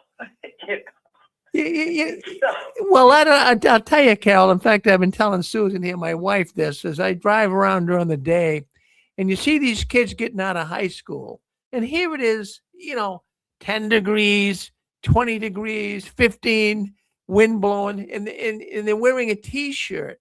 They're wearing a T-shirt, and I don't know if there's a new fad among the high school kids, but not just the boys, but the girls too. And they're walking around in a T-shirt, and they're not even shivering. No, their arms are like red as a beet, but they're not going to say a thing to anybody. But I can't believe it. I can't believe it. But I haven't. That's crazy. It is crazy, and I haven't. Yeah. When I was a teenager, we used to go out and have our jackets open and, do all those, walk in the middle of the road and, so we did a lot of stupid stuff also, but yeah, that's crazy. No, that's crazy. Yeah, I agree. Boy, I'll tell you, well, you stay warm, and always good to hear. All right, and always good to hear from you. It really is. And don't you ever change on us now, because we all love Carol, okay?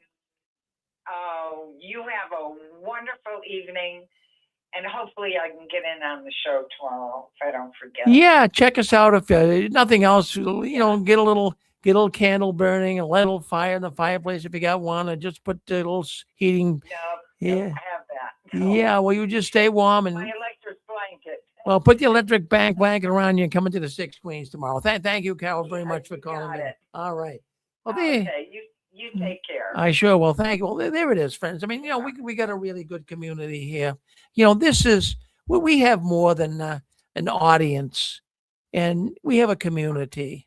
We really, really do. And I love our community. We have some really, really good people, and we got smart people. A lot of people have told me, they said, Rick, I listened to that Six Screens program. You got a lot of smart people to call in there.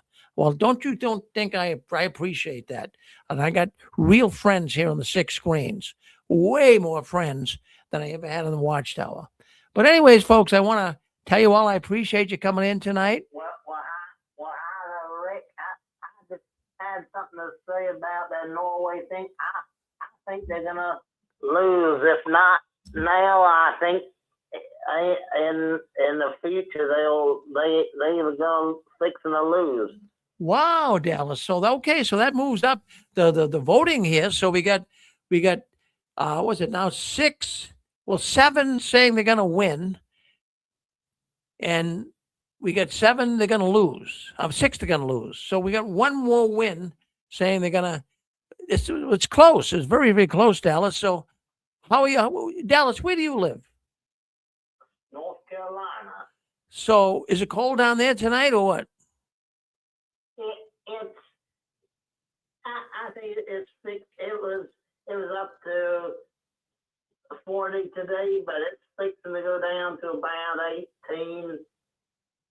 All right, well, that's I live in central North Carolina. what are you, right near Raleigh or Charlotte? Between them. Well, between a little south, northeastern Charlotte, but yet south of Raleigh. all right. So, well, you're in a good area. It's cold down there too. Well, thank you for always wanting to come into the Six Screens, Dallas. We really appreciate your presence, and thank you for being part of the community. Thank you very much, and thank you for voting tonight too. Thank you. All right. It's an honor to be. Well, it's good. It's good to have a guy like you. Who's this?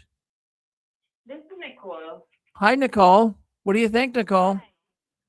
Yeah, I think they're gonna lose. I think they're going to lose. And I think it's because the judge knows that they were lying, that the lawyer was lying. So I just have this gut feeling that they're going to lose. Wow. Well, now that ties the score here tonight. That ties the score. So what's going to happen here is anybody's guess right now. So we got 7 say they're going to win, 7 say they're going to lose. I hope you guys on the lose side are right. I'd love to see it. We all would love to see it. Boy. Thank you. Hey, Rick. Yes. Hey, it's RJ speaking. Yes, RJ. So where do you stand on this Norwegian thing? I think they have a better court system than we do.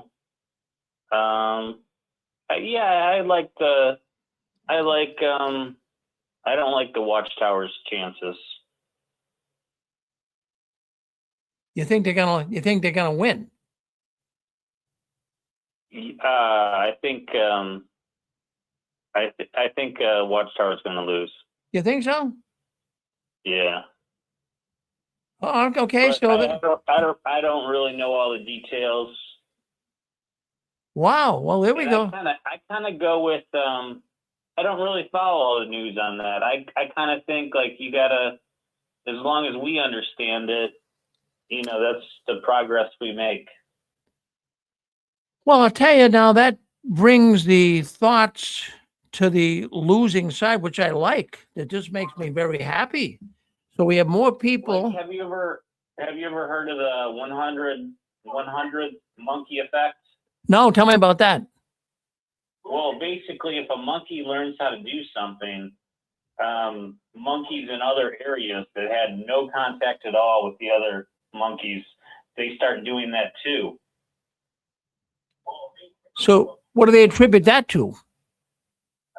It's got to be like consciousness. Once something becomes possible, it becomes possible everywhere. Huh, that's it. I never heard that monkey story. I never have. Isn't that something? Yeah. Well, RJ, I'm glad you weighed in because you tipped the scales here tonight. We got more of the Watchtower losing than winning. That makes me happy. Now, I'm calling from the Midwest. It's about 5 degrees here. It'll probably be about 3 in the morning. So where are you, in Chicago? A little bit north of there. All right. Boy, I'll tell you what, it's cold out there. I know. It's colder there than I think anywhere in the country, especially up in northern peninsula. Yeah. I don't know if you talked about it earlier. You got a team in the Super Bowl again? Are you a Patriots fan? Well, I don't really. I will be because I follow them somewhat. I'm not a real fan. I'm not going to take my shirt off at a game or anything, but I do enjoy the fact that they're winning. I think that's good. How about yourself? Yeah, my team hasn't been very good, but I'm thinking like the Patriots, like there's kids that were in high school, 3 out of 4 years they had a Super Bowl to look forward to. You've been very spoiled. We have the Boston, New England area. Well, from what I understand, if they win the Super Bowl tomorrow, they will have the most wins ever of any football team in the Super Bowl. So we'll see what happens. Of course, they're not the favorites, though. The Seahawks are the favorites, so we'll see. You never know, though. That doesn't mean too much, Now, Rick, if I could slightly change the subject. Sure, of course. You always talk about. I think you left in 2004. No, Satan kicked me out of the organization in 2005. Yeah. Okay, 2005.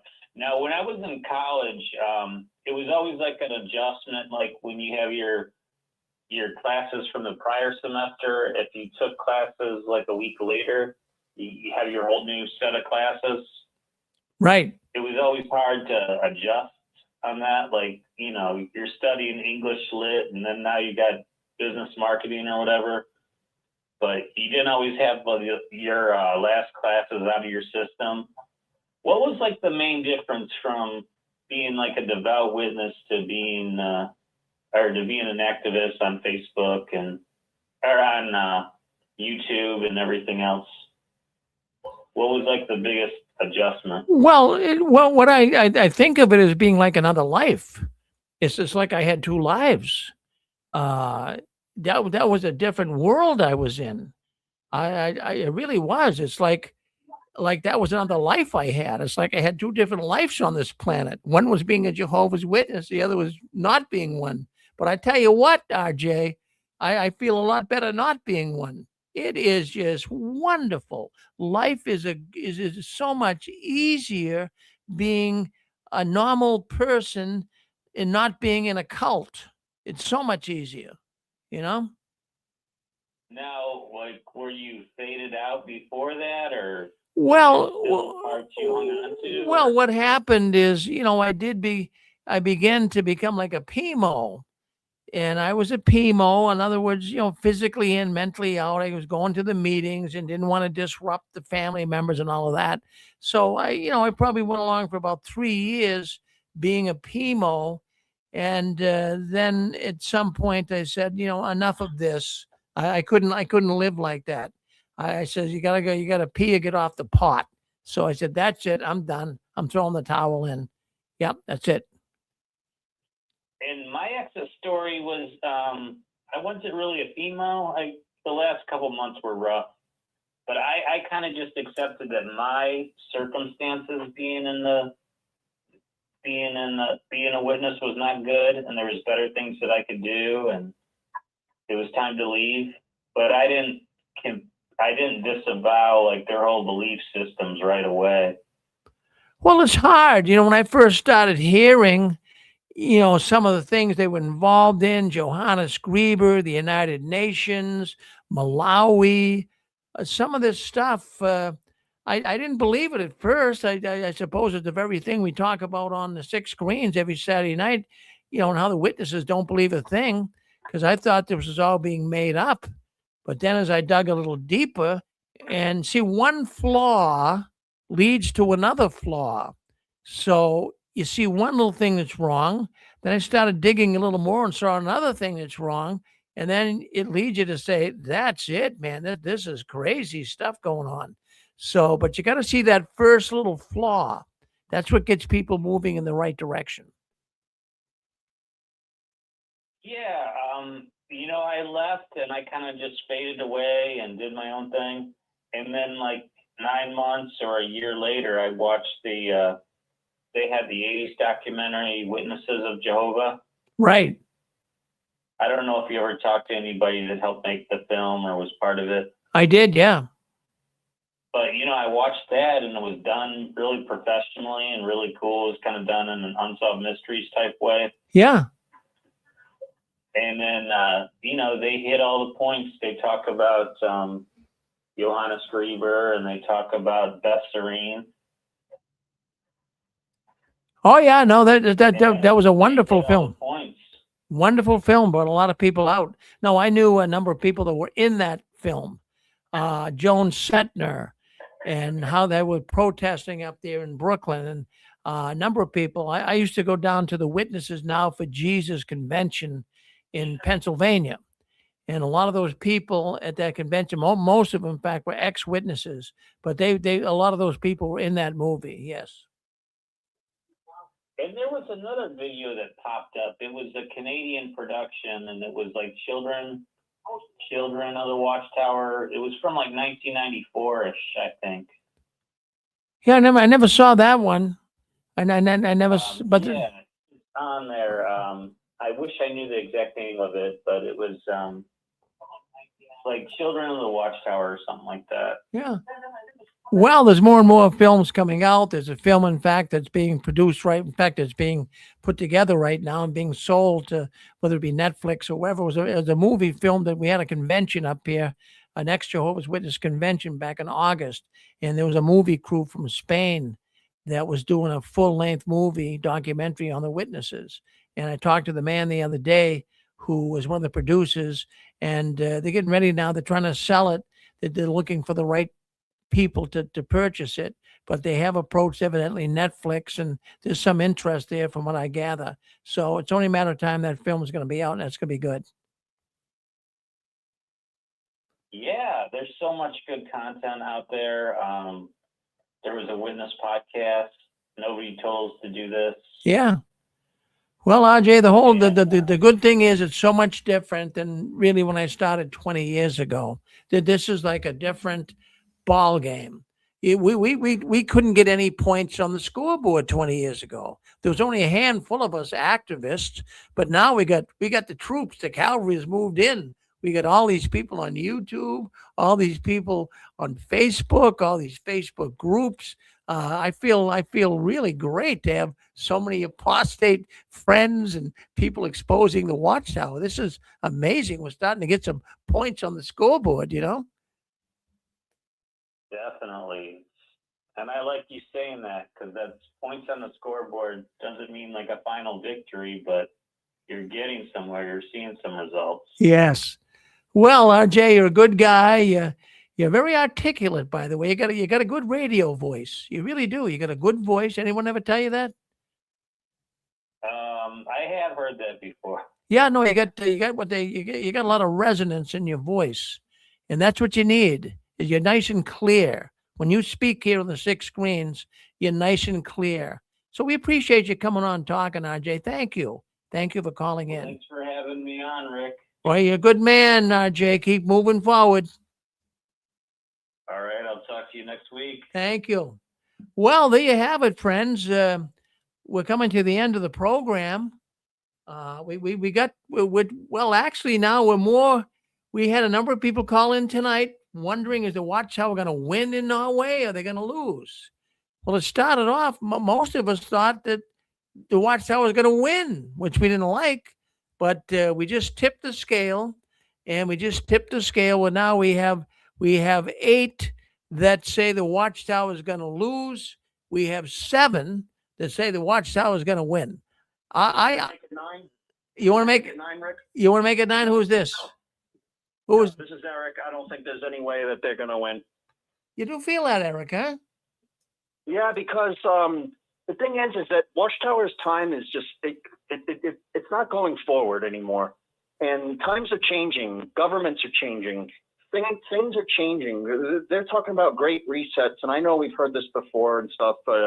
New systems. I don't think these certain religious cults are going to get slack anymore, and I think their days are numbered. And they've looked so foolish over the years of all the different words they've used to shun people, and I think that they're all out of the curtains revealed. The Oz is doing his thing. Everyone can see that it's just a trick now.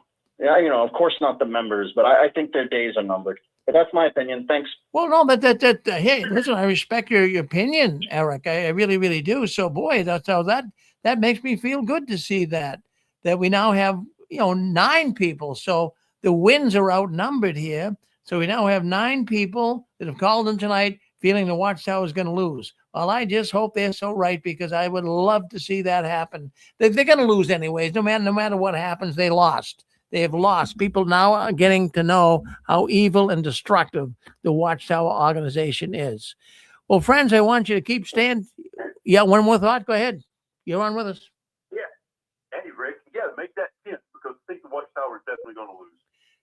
Okay, well, thank you for chiming in. We'll make that. Well, I tell you, now I'm starting to feel good. I was feeling a little depressed there earlier, but boy, this is good. We have so many feeling that they will lose. Boy, that's great. Thank you. You take the fact that they're exposed to lying in Canada, they're exposed to lying in Montana, the cases that they lied on in Seattle that they didn't get sued for, but they got exposed for. Obviously, I think Norway's done their homework. I do believe that they're going to see through them and are going to realize they're going to bring their lies to the table. Well, good for you. Well, I'd like to say I'd go dancing in the parking lot here if that happens this week. But there's so much snow out there, I'm afraid I might slip and fall. But thank you. Thank you so much. I love it. Oh boy, I'm feeling good. Anyway, at the outset of the program, I was a little down reading some of these lies and what the Watchtower was getting away with, but I'm starting to feel pretty good. I'm coming around. Well, I hope you're all coming around, and I want you to continue to keep standing tall. And don't you ever give in, up or out, and never let your visions die. And the last one, leaving the Watchtower, please turn off the new light. Look, I'm going to play that AI video to close the program, and that's an AI video about the Tacoma Dome scandal. Let's play it once again. Thank you for being with us tonight and sharing some time with us right here on the 6 Screens Telenetwork. Term that those who are against Jehovah's Witnesses use frequently. Shunning. To shun has a Norwegian translation in sky. The state says. That's the wrong video. I want to play the AI video. Let me play the AI video for you. That's a Norwegian judge. Well, that was good to get to see him again. But let's play this one for you. Let's see if we can't share this one. Let's stop sharing this. Let's start sharing this one right here. This is the AI video, the Tacoma Dome scandal.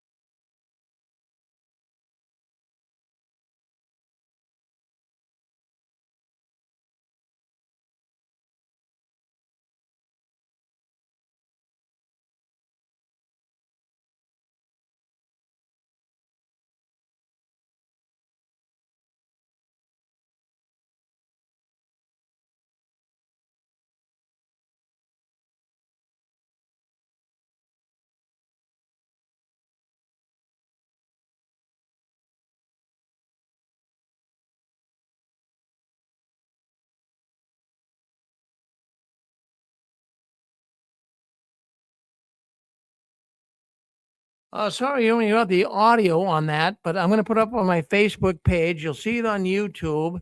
And we've been putting these short AI shots up. And I think you'll really enjoy them. We got a number of them up already. But thank you for coming in tonight and keep waving that flag of victory.